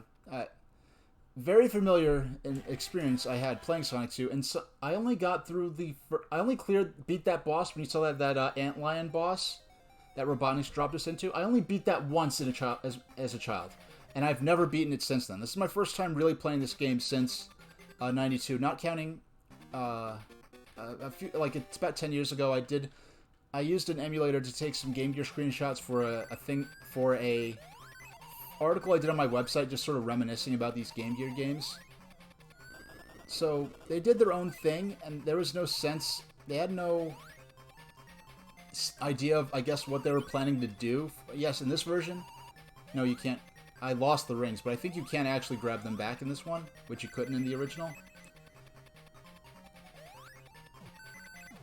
They were doing their own thing and just made a game that had nothing to do with the Genesis game. So they knew that Tails existed. I guess they had him in concept art or something, so that they could get a sense of that Tails was a character in Sonic's world in Sonic 2. But other than that, they just did something completely different. So they came up with the idea, I guess, to have Sonic be able to roll and break blocks by rolling. But they didn't have the idea to use the spin dash. The spin dash isn't in this game, but there are parts where you absolutely need to roll in order to get through certain stage hazards. So you have to get enough momentum to roll, but you can't spin dash. It's very clunky.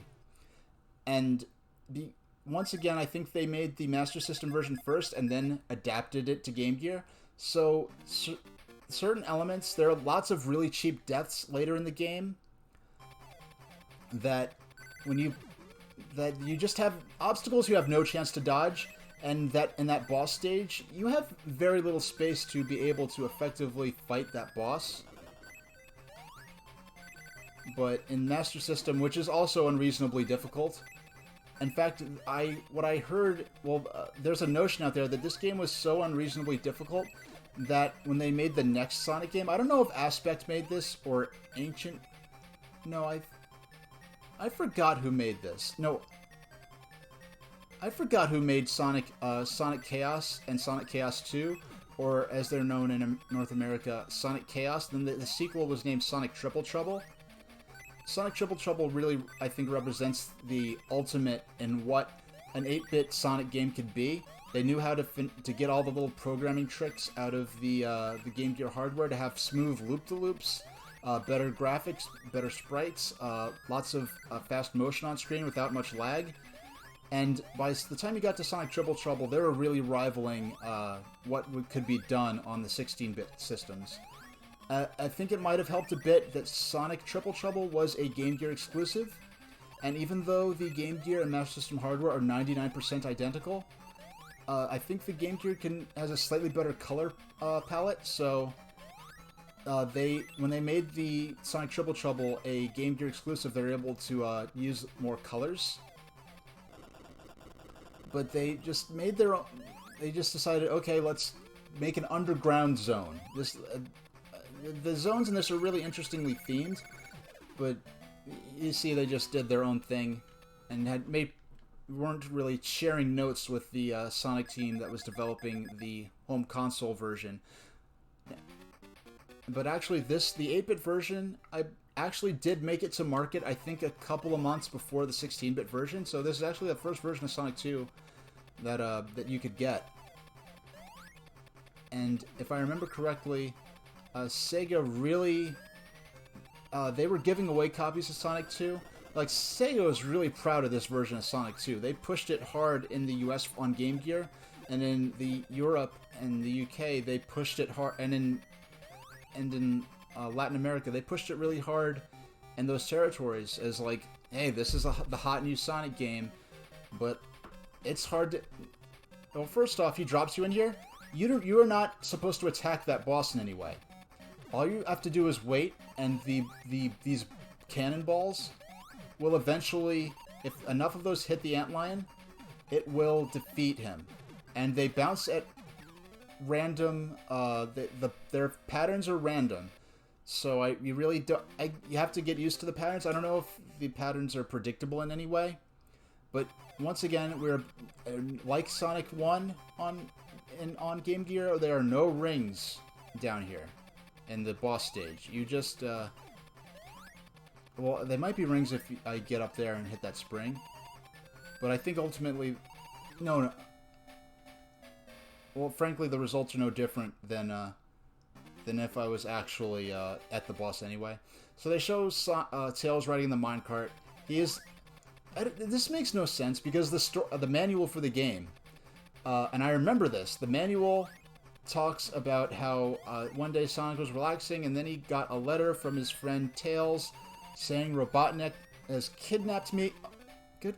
This is the fault. They should have made that platform longer. If they expected you to roll into that, you have to gain enough momentum to roll into a ball and break through those bricks, but you don't have a spin dash. They should have just made that platform longer, since this game, it's a mess. This is often considered...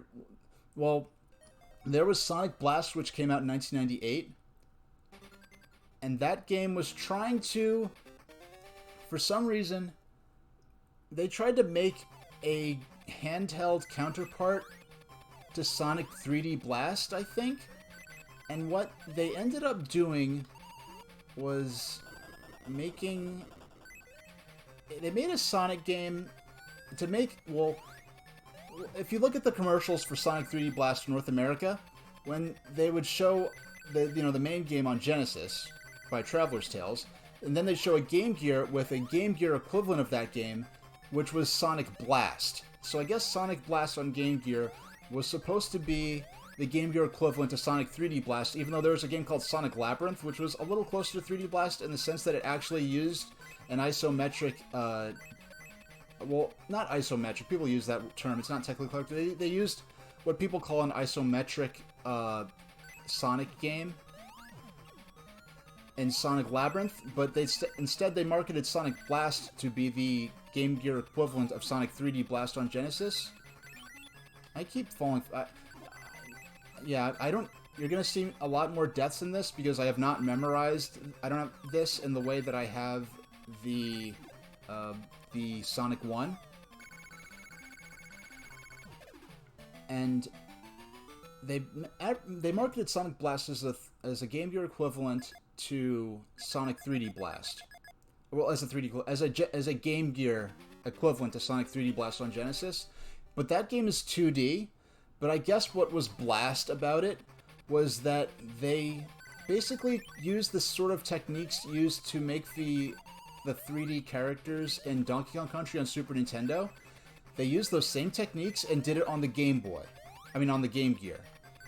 So, I don't know what they were thinking when they did this. They tried to make a Game Gear game, a new Sonic game for Game Gear, that its selling point was impressive, like Donkey Kong Country style graphics, but it was not a good fit for the Game Gear, and the sprites are gigantic. Sonic takes up, I swear, like half the doggone screen. So the sprites are gigantic, the levels are cramped, the game doesn't run very fast, the level designs are poor. It's like they valued having the characters look, quote, good. Yeah, they look good in the sense that they used some 3D techniques, so they look kind of like the characters in Donkey Kong Country. But yeah, they theoretically should look good, or better because they're using more advanced technology, but the sprites from any of these Sonic games, and especially Sonic Triple Trouble, look significantly better. I mean, at the time, maybe people might have been wowed by it, but the sprites didn't look good compared to Sonic Triple Trouble, which just went for straight pixel art. The music was bad. It just looks slapped together. The game is a mess. It has quite an infamous reputation. I don't have Sonic Blast. I never played it back then. My parents surprised me with a Sonic game in 1996 at really the twilight of the Game Gear's lifespan. And my parents, I suppose, and mind you, I did not realize that Sonic Blast existed until 2004 or 5 when my friend had it unlocked on Sonic Gems collection for GameCube.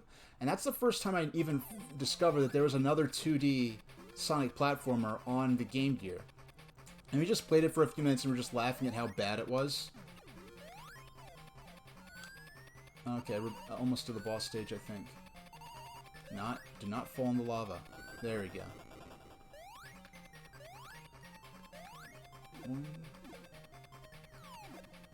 Okay, I didn't get the momentum right there. Yeah, I did not even realize there was another 2D Sonic game for the Game Gear.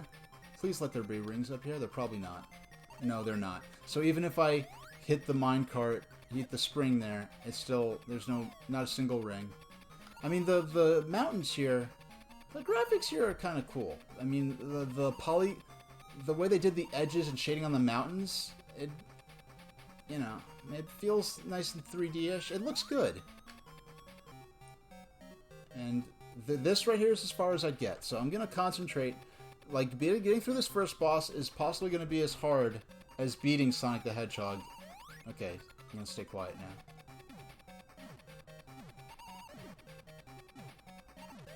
Oh. This is going to be... I will be shocked if I...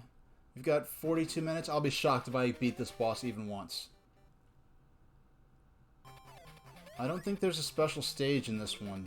In this game either. And so a lot of... I'll never forget. I'll forever be bitter. I remember looking at all these cool new worlds, all the different zones that are in this game that I never got to see. I got to the second zone, which is Sky High Zone. I got there once. No, actually my brother got there once when I was a kid. And all I remember was him struggling to use the hang glider. And we never got any further than that. Okay.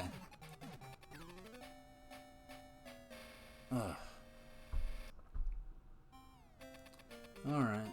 Now, I guess the best bet is to not die. To get... I think if you get 100 rings, maybe you get an extra life.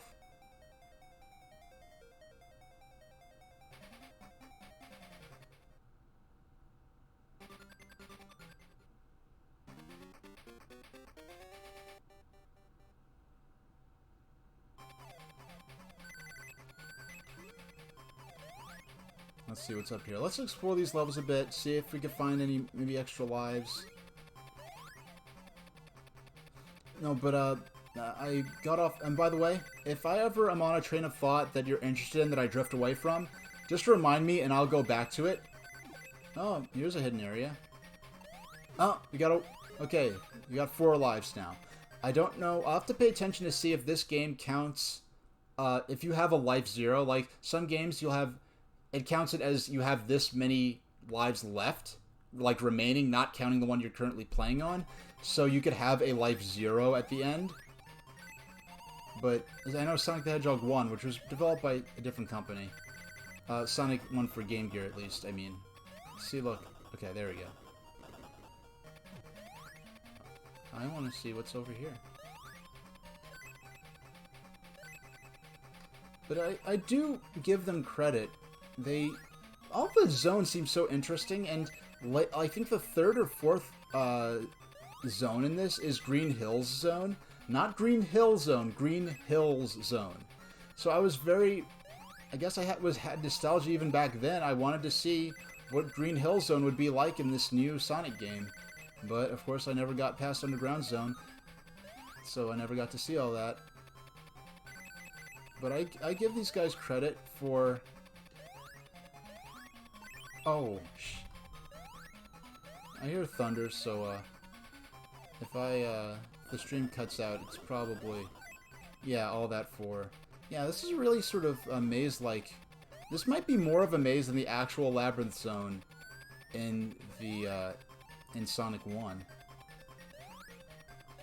Lots of different, yeah, I mean, this isn't so bad in terms of the level design. It's good here.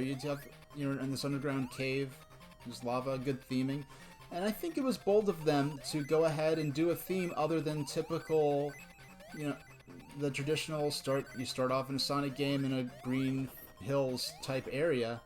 Whereas here, oh, that's the spot before, I guess the blocks respond or something. Oh, doggone. But I got at least one ring back. Yeah, to start it in this underground cave was pretty creative, and it was sort of a bold move. I mean, they hadn't been much of a standard established for what a first level in a Sonic game would be like, but even by Sonic 2, they were like, okay, we're starting in a Green Hill style area already.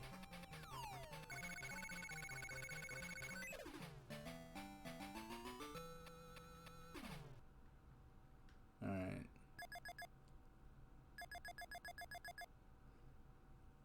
I'll have to look back on the VOD and see what my score was when I beat Sonic 1. Because I have, on the main system I've been playing Sonic for Game Gear on has been my 3DS and my 3DS XL. When those games came out on the 3DS Virtual Console, it was the first time I'd played them since I was a little kid. Because I had the cartridges, but the Game Gear stopped working. I actually had 2 Game Gears at one point. I think I have one left. I think I sold the extra one to Funko Land. But what happened was my aunt was a stewardess for an airline, and when people forgot their belongings, like electronics, well, there wouldn't have been a whole lot of electronics. This was like '95. When people would forget their Game Boys and Game Gears and their cartridges and stuff like that. There was a period of time the airline would hold on to it to be reclaimed and lost and found. And after a certain amount of time, they would actually hold auctions for the employees that they could bid in and get. Well, I don't think there were auctions. I think there were raffles, or maybe there are auctions or raffles or something like that, where you could the employees could bid on or get entries for the unclaimed belongings after 90 days, I think. So she got several Game Boys, like original model. This is before a Game Boy Pocket was even announced. You know, this is like 95. Oh my goodness, these guys are a lot faster in this version. Like Game Boy Pocket wasn't even announced then. So these were OG Game Boys, all gray ones, none of the Play It Loud ones. Actually, I don't think... Was Play It Loud even until 96? And was the Game Boy Pocket like 97? I don't remember.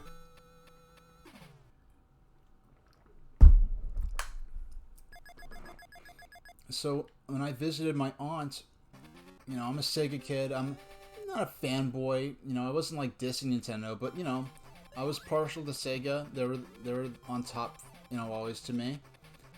And so I visit my aunt, and she gives me the... Oh, shucks. She gives me the gift of a Game Gear. A second Game Gear.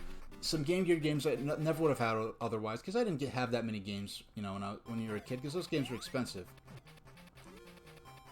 And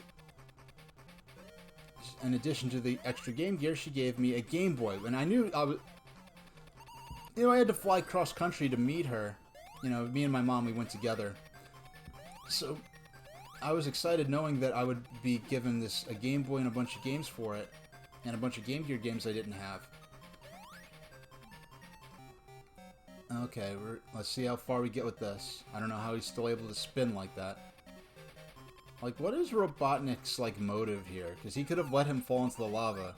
I guess he would rather feel the satisfaction of having one of his own robots be the one to destroy Sonic. Okay. I was like 1 pixel away from... Oh my gosh. And this is a ridiculous boss. This is unreasonable.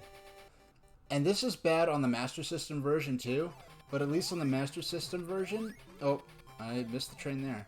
The Master System version... oh, I caught up with it. In the Master System version, you don't have the screen crunch here. Because I'm playing this on a monitor, so it looks full screen to me, but the aspect ratio is different from a television. This is literally just a square. So I guess they oh gosh.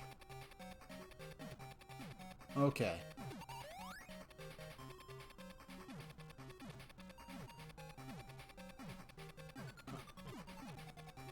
Oh. And we've got 34 minutes. If we beat this boss once, I'll be shocked. Yeah, I did not plan to beat Sonic 1 today. It just was a happy accident. So I'll have to figure out what new games I'll be streaming this week. For now, I'm going to keep doing 3 a week. I may turn it into 2 so I could have more time to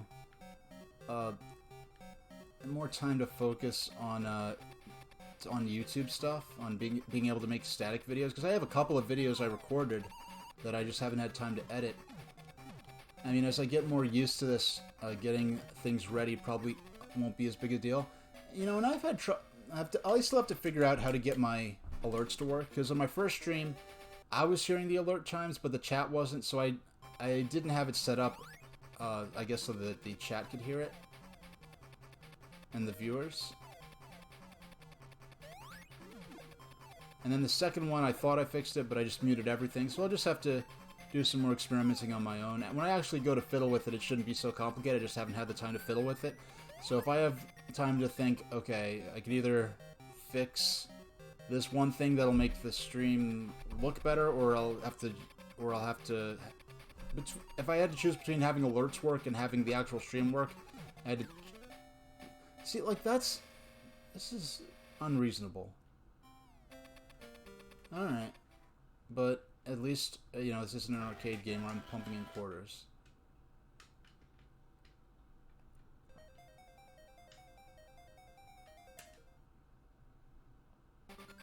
Alright.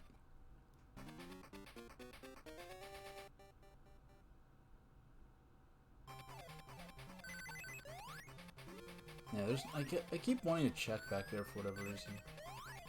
Okay.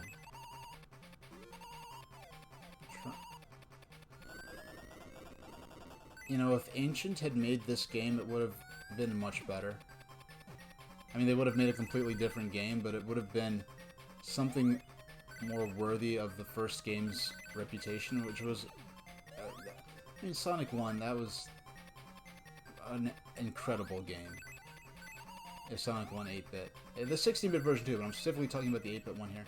So, I wasn't planning on beating Sonic 1, so I'll have to figure out what I'm going to be... what I'll be streaming, aside from Sonic 2. I'm gonna start with Sonic 2. I might schedule I'm gonna practice off stream a bit, but I might reduce Sonic 2 streams to, like, I don't know, maybe I'll do a half-hour Sonic 2, because I don't know if I could take, like, an hour of this at the beginning of each stream. Because this is, like, this is just, that boss is just unreasonable. And imagine getting the new Sonic game, and you never even get past the first boss. And the panels in this one, they always turn into Robotnik, I think. There's no bonus option. I don't think there's any bonus stage. I think you can get a 1-up or something. I'll have to reread the manual. I'll have to find a PDF online somewhere of the manual. Okay.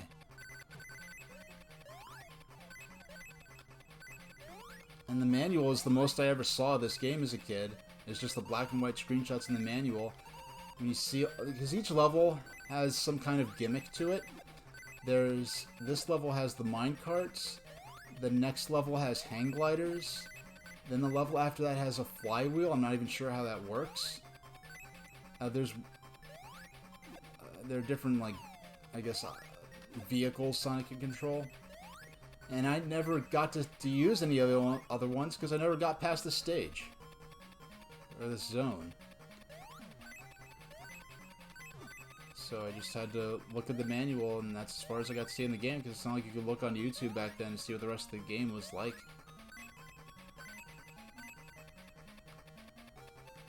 I mean, mind you, as a little kid, I don't remember thinking negatively about this. I would just play the game, and, you know, I only got so far. I didn't think, oh, this sucks or something like that. The games I had, by the time I got this game, my Game Gear library was... The first two games my parents got me were this and Mortal Kombat. And I really didn't care that much about Mortal Kombat. I mean, yeah, you could say, oh my gosh, you got me, my parents got me Mortal Kombat at that age. The violence is like... Well, first off, there's no blood unless you put in a code, and I didn't care about the code. My brother put in the code when he played, and I was just like, hey, cool, he lit his head on fire or whatever. And it's not even the 16-bit even the 16-bit graphics. The idea that gore could be shocking is kind of hilarious. When he pulls off the guy's head and his like spine is just like a line of silver balls. But there we go. I didn't get that one up I had last time. Either that or I died enough times that I lost it anyway. Yeah, so the idea that violence could be, like, traumatizing to me is kind of amusing. And then we're dealing with an 8-bit version of that, so it's even more... It's even less graphically intense being an 8-bit game. It's just like, okay, I'm playing as two guys hitting each other, or a guy hitting another guy. And it just wasn't that interesting to me. I played it sometimes when I got really bored with Sonic. And the other game, the first game aside from Sonic 1 and 2, I think at some point my parents got me Ayrton Senna's Monaco GP2, which is a sequel to Monaco GP on the arcade. It was an arcade game, a Master System game, and they also released it on... I don't think they released that on Genesis. I think they released a sequel on Genesis. But Tectoy, who had the rights to license Sega stuff in South America, and I believe Tectoy still exists and is still in the form of plug-and-play systems, still marketing the Master System in South America to this day. But they distributed Master System and Genesis in South America, and my understanding is they basically went to Sega and was like, hey, Monaco GP is one of the hot best-selling games here. You need to make a sequel. Oh, I clipped through the limits of that ball's hitbox. Oh, oh my gosh, we actually beat the first boss in Sonic 2. This is the second time in my life I've actually seen this on a real cartridge. I mean, my brother did this once, and I saw that. I never actually... Isn't that sad that I'm as excited about beating... Oh, there's the roboticizer, or rather the capsule, I guess. I call everything the roboticizer because I watched Sonic Sat AM as a kid.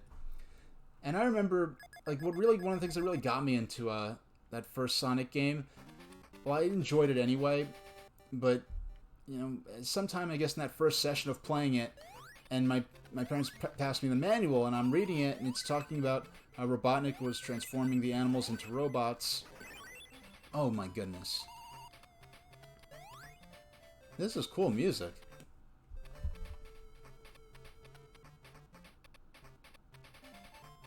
This is cool music. This is... I mean, I don't think Yuzo Koshiro did this, but... This is nice. Don't get impatient, Sonic. We're jamming to the music. Alright. Let's see how far we can get before we get a game over.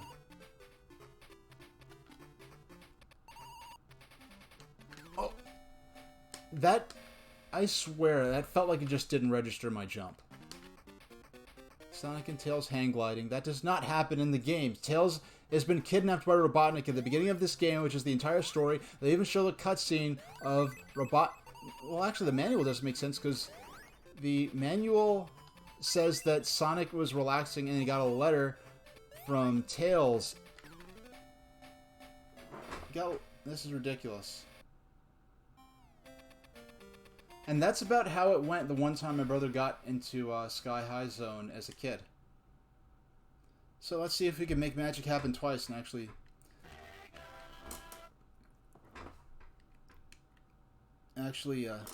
yeah, so I called it the Roboticizer because of all the capsules you release the animals out of, because that's what Robotnik's robot transformation machine was called in SAT-AM.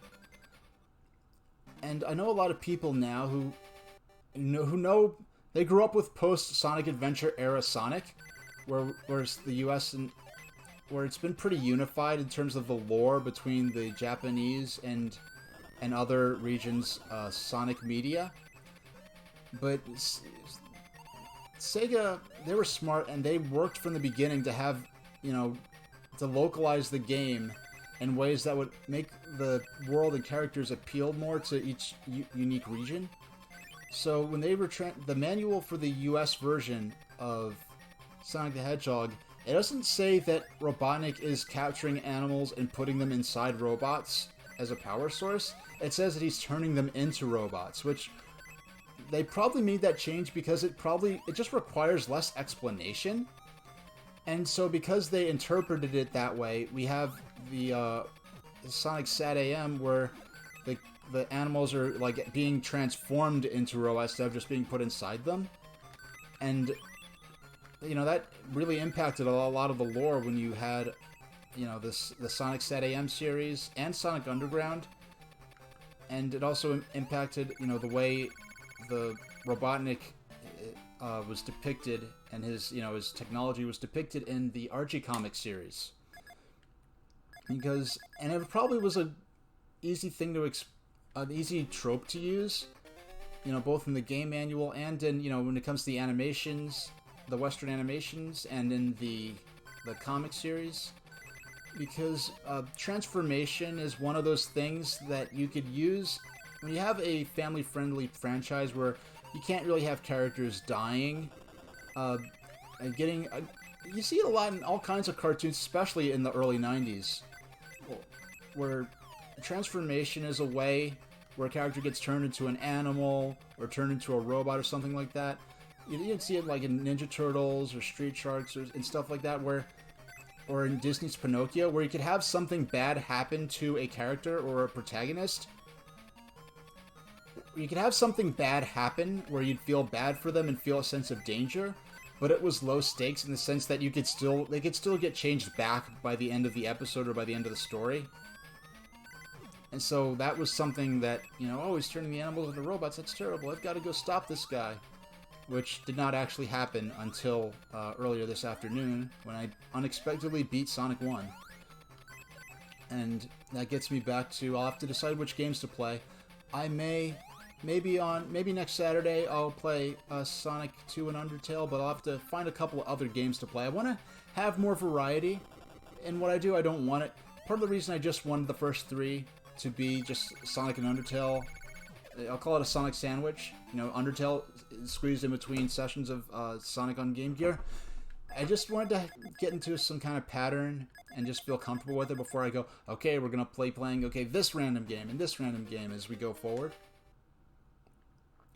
I'm thinking possibly Mario Party 2 or Mario Party Advance. Those would be games I'd like to stream. I have my Wii U. I have my Wii U, but I see my original Wii over there. And I have a lot of Virtual Console games on there. And I do have the adapter by Gana or Gana, however that's pronounced, that lets you run a Wii. You could run an HDMI cable into your original Wii and play it on an HD set. I played that with one of my computer monitors. I'm playing on a computer monitor right now. I have two computer monitors. One's a curved one that I have sitting on top of my refurbished office PC here. You can see. Let's briefly go. You can see over here in the corner. You can see some of my amiibos and my Erdl Thomas toys sitting on top of the PC there. But So that's the computer I have my monitor that I have my my curved monitor sitting on.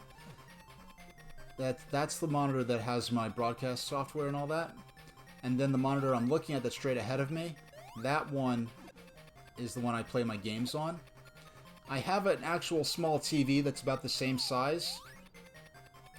And really the difference between a monitor and a TV these days is that a TV is going to have speakers built in. It's going to have the digital channel tuner built in. But that, aside from that, and there's not really too much of a difference between a monitor and a computer these days. But the monitor is lower profile, and it's easier for me to get it set up in a way that I could look at it and play the game easily. But when I tried with my monitor, the first monitor I got was the one that I'm using with my computer now. I think we got it there. I think we got it. Okay, just one more. Got a good pattern there. No! I got overconfident. I was really close though. But when I tried to use the adapter to run my HDMI I used my adapter to plug an HDMI cable into my Wii, and the monitor didn't like that signal for some reason. And at that point I was scared. I was like, oh, is this actually not going to work? Because I didn't even know if the device worked at all. And then out of desperation, I kind of pulled my little, my small HD TV. That's like monitor size pretty much, but it has the TV tuner and the speakers in it built into it and stuff. I plugged it into that, and it actually worked.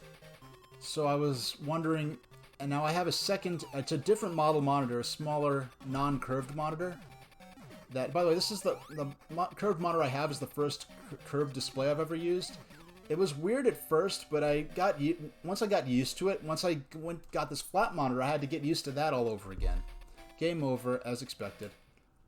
I had to get used to that, and in doing that, I had to get used to a flat screen again. And now I'm used to looking on the left, seeing my curved screen, looking straight ahead of me, seeing my flat screen, which actually is it works very well, actually, having the curved screen at the angle, and it's a very slight curve, but the only time I really noticed it was when I was testing on my NES Classic Edition, and when I was playing Super Mario Brothers, when you're playing the 2D platformer, it looks kind of distorted and weird. It actually reminds me of that curved, well, that spherical version of Super Mario Brothers that's in WarioWare Twisted.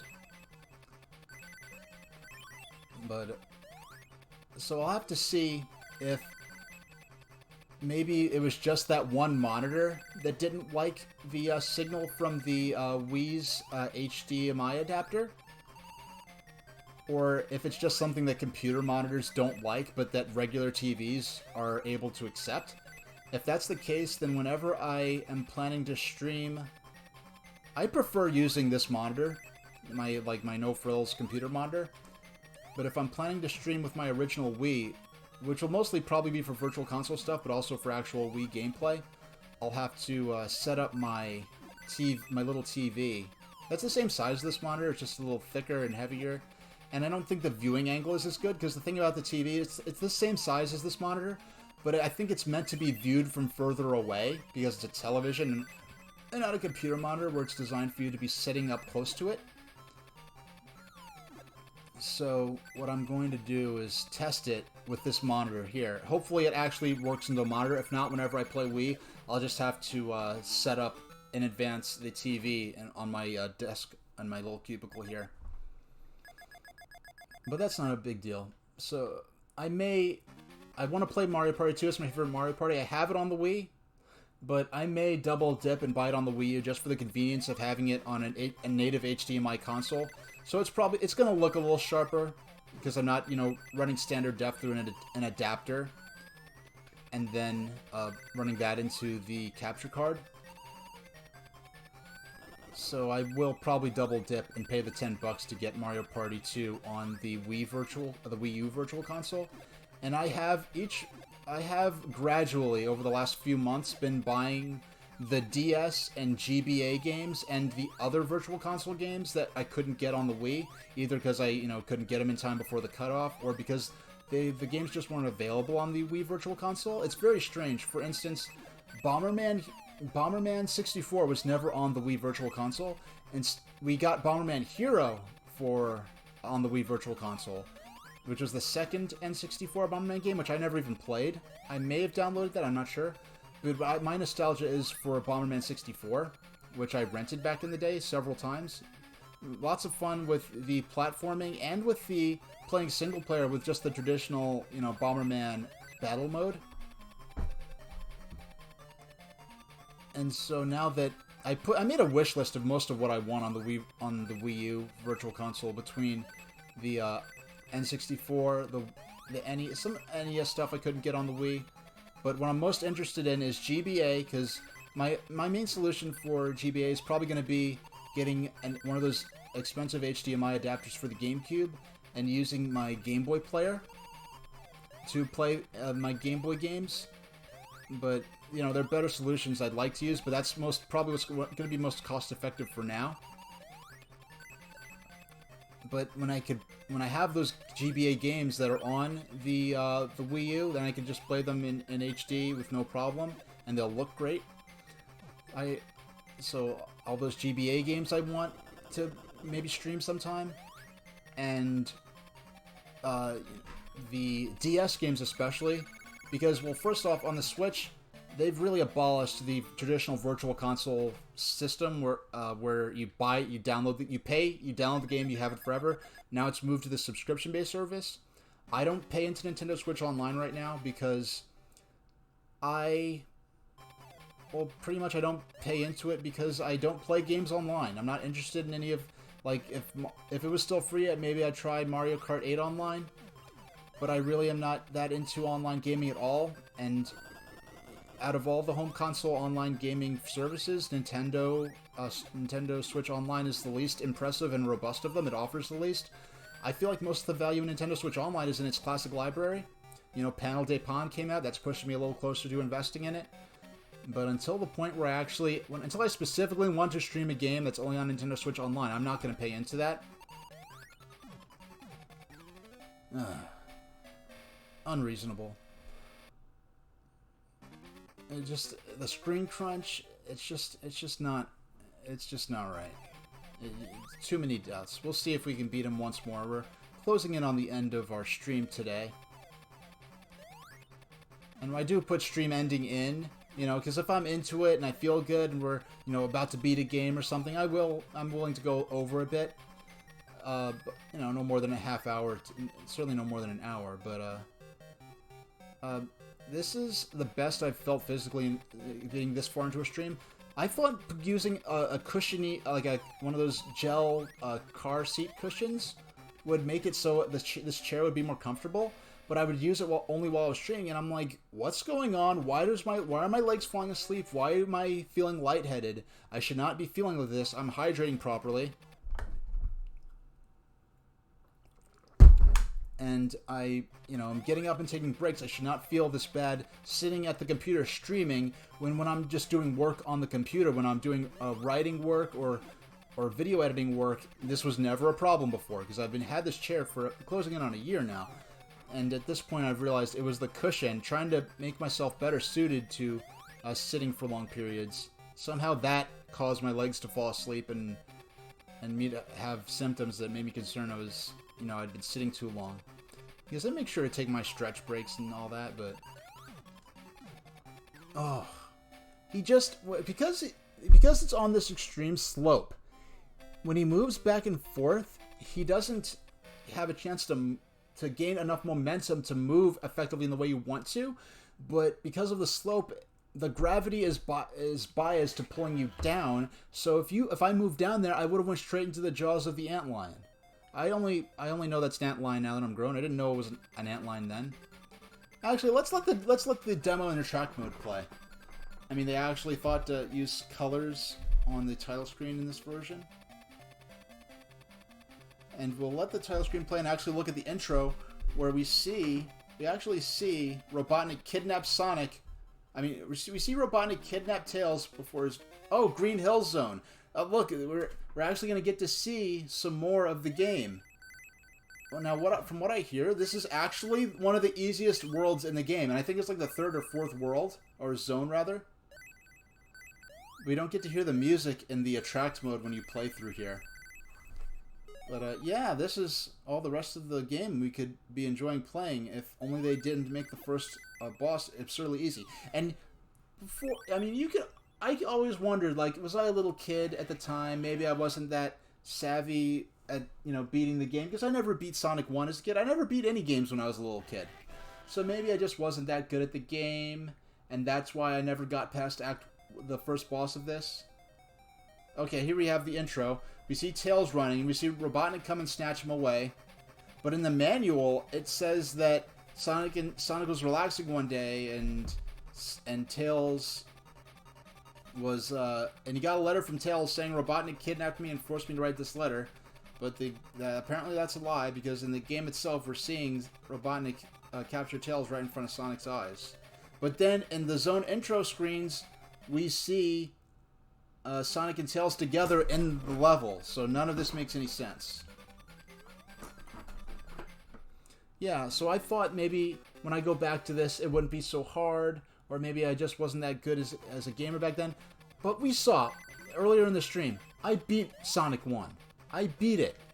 I can beat games. I can beat Sonic 1, and getting through the first boss of this game is harder than Robotnik in the last game. Maybe they were going with Super Mario Bros. 2 Japan or Lost Levels logic, where the game was intended to be for people who were so awesome at the first game that there wasn't a challenge anymore, so they decided to just continue on with this game as though the difficulty curve from Sonic 1 was just continuing on. That's the only logic I could think of as to why they would make like the first boss of this so hard. But what I hear is that Green Hills Zone, not Green Hill Zone. Oh, what I heard from people is that Green Hills Zone in this Sonic game is so easy that it should have just been at the beginning of the game anyway. So, I don't know. Yeah, I heard you basically just walk right and you just blast through Green Hills Zone here. So it's not only is it Green Hills Zone, but it's actually, its difficulty is balanced such as that it actually should have been at the beginning of the game.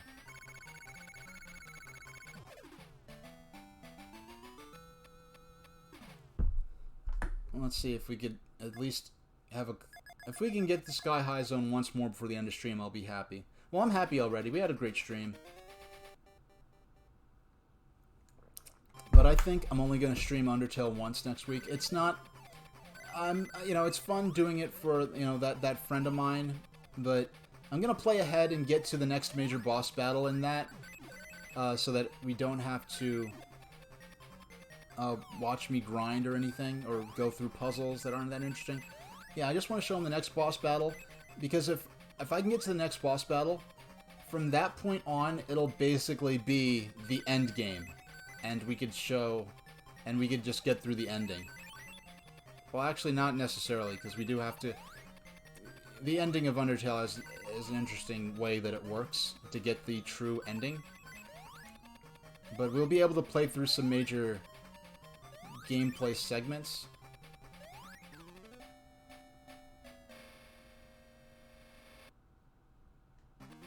So at least there'll be something interesting on stream for the most part. Whereas today, I was just kind of rushing through a bunch of content that, relative to the interest of me and my friend, is filler.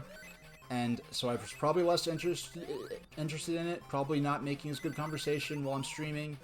And, so I just want to make something more interesting. I want to play more, I want to share more of the games I'm interested in. I think maybe I'll do a half hour. I'll start maybe with a half hour of this next time. I'll maybe do a half hour at the beginning and then do an hour at the end. And then for a couple hours we'll play Mario Party 2. And now, the interesting thing about Mario Party 2 in regards to me streaming it is I am really fascinated by a lot of the statistics in that game. I would do like trials where I would take a measurement of and I actually determined what the most which board to play in Mario Party 2 to earn the most coins. So I'd like to maybe do some more trials. Let's see if my results, I think 5 years ago yes, it was 5 years ago, because it was right around the time I was leaving college. Yeah, It was right before I think I left for England that I made that, because I went for England in late May 2015. I think right before then is when I made the chart and did those trials. The chart is on my website. It's at supertrainstationh.com. If in the game section, it's under Mario Party 2. The article is called "Which Mario Party 2 level gives the most coins?" I forgot my results. I think it was either Bowser Land or Mystery Land. And I was surprised. I know it definitely wasn't Bowser Land, because I was surprised that Bowser Land didn't have the most coins, because the bank spaces work differently in Bowser Land, where instead of taking away 10 coins and you win a jackpot if you land on the spot, yeah, it takes away 10 coins and you pass them, and if you land on it, you get the jackpot. It works in reverse in Bowser Land, where the bank spaces give you 10 coins, and if you land on them, you lose all your coins. So because of that, I was wondering if maybe, because more coins theoretically might be being put into play, then perhaps that'll result in having the higher coin totals. But I'd have to get things ready for that to be... Okay. Are we going to get to Sky High Zone twice in one stream? Oh. One more, I think.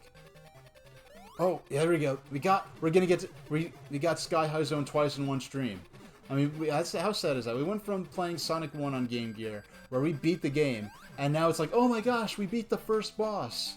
So, it shows you the level of standards we have with this game. I think, let's see how far we can get.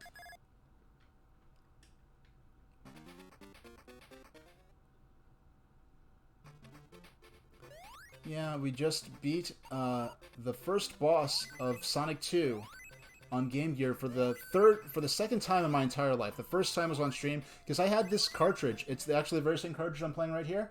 I had that on stream. Well, I had this cartridge. This is my Sonic 2 cartridge from when I was a little kid. But the first boss was so tough, I never got to see this part of the game. My brother got here once. Okay, so there's no way to get up there. I have to make this blind jump, and it's yeah, this is Sonic 2 for Game Gear. It's unreasonably difficult. I have to make these leaps of faith. Oh, come on. At least I survived. This is further than I got last time. Yeah, this is inferior to the first game. I would, if you want to see what the first game is like, I'd maybe recommend checking out the VOD later on. But as a kid, I got this from my parents, because I was filming a Sudafed. I was an actor in a Sudafed commercial, and the commercial was about little kids. It was about the teacher needing to take Sudafed so that she can get through the school day and deal with all these crazy little kids. I was one of the crazy little kids, and next time I stream this will be Tuesday at 4, and there's the third game was called Sonic. Oh, look at that! I got the hang glider, and it just dropped me immediately. Oh my gosh, the fact that I'm invincible is caused... I had this invincibility, and that... Invincibility protects you from falling to your death in this game. That's interesting, fortunately. The third game, the third 8-bit Sonic game, was Sonic Chaos. Oh my goodness. It was Sonic Chaos. I did not have that as a kid, and for some reason, something about the box art for Sonic Chaos, when I saw it in magazines or something, it made me think that it was like a puzzle game or something. It made me think it was a spin-off. So I never asked my parents for it. I didn't realize it was a Sonic... Look at this! You need that hang glider, but when I get it, it just drops me. Yeah, there was Sonic Chaos and Sonic the Hedgehog, the first game that we beat earlier today. This one. Sonic the Hedgehog, Sonic the Hedgehog 2, this one, and Sonic Chaos, the third one. Those were all released as dual releases on Sega Master... Look at... Every time I'm gonna... This game is being such a tuchus. Alright. Alright, it's letting me... I think I have 0 lives left.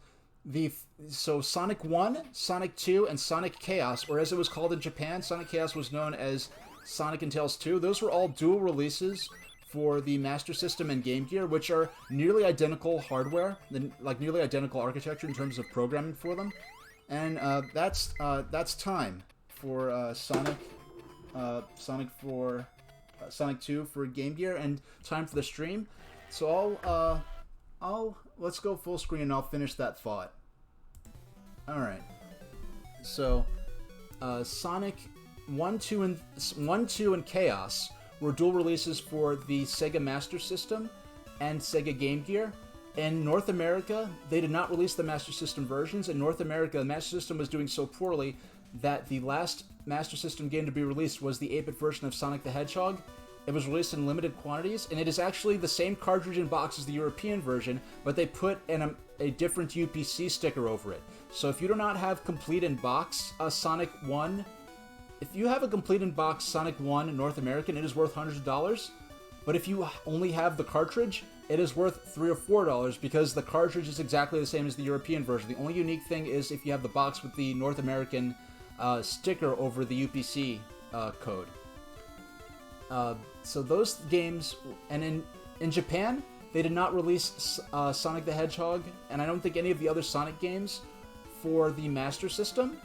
They released the Game Gear versions, though, because I guess Master System wasn't doing good enough in Japan or whatever, or Sega Mark III, as it's known, the original system was called there.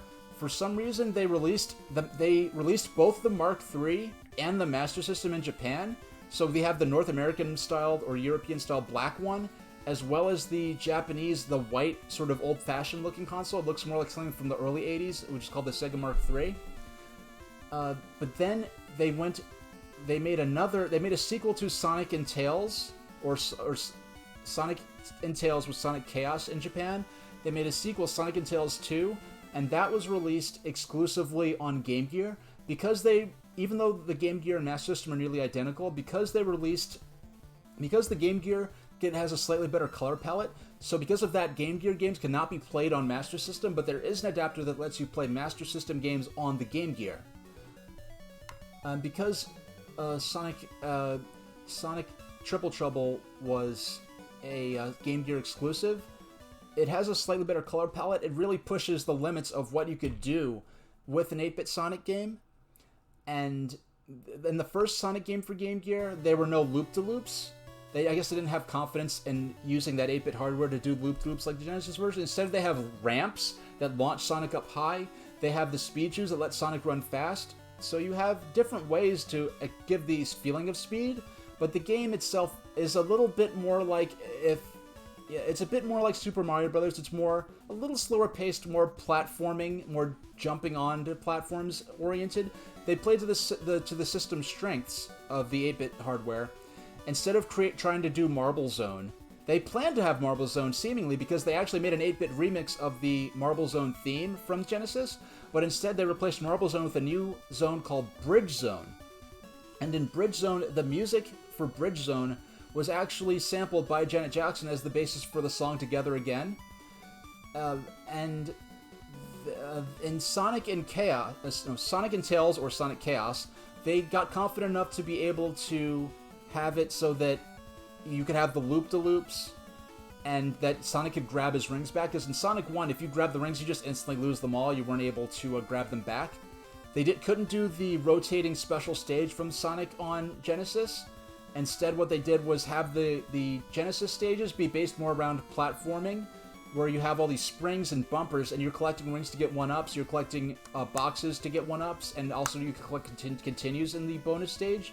But to collect Chaos Emeralds, you actually do that within the stages themselves. They're hidden in secret places in the platforming stages. So they played to the system's strengths and readapted the game accordingly. And it's some people, especially in North America, where the Master System wasn't very popular, so we just had the Game Gear version. So it's easy to perceive the 8-bit version of Sonic as sort of an inferior port, whereas they really put grade A talent into Sonic on Master System or Game Gear. It's a great game. This game is probably good too, but they just made it way too difficult. Therefore, when I actually got into the second zone of this game, I was pretty excited.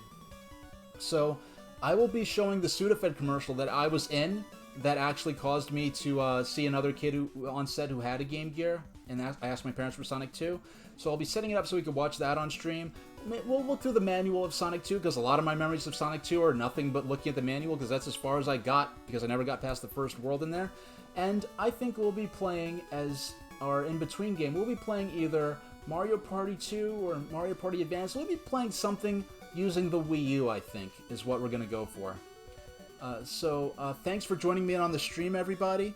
My next stream will be Tuesday at 4 p.m. I don't have the times handy for the other two. Well, let's see. Actually, I do.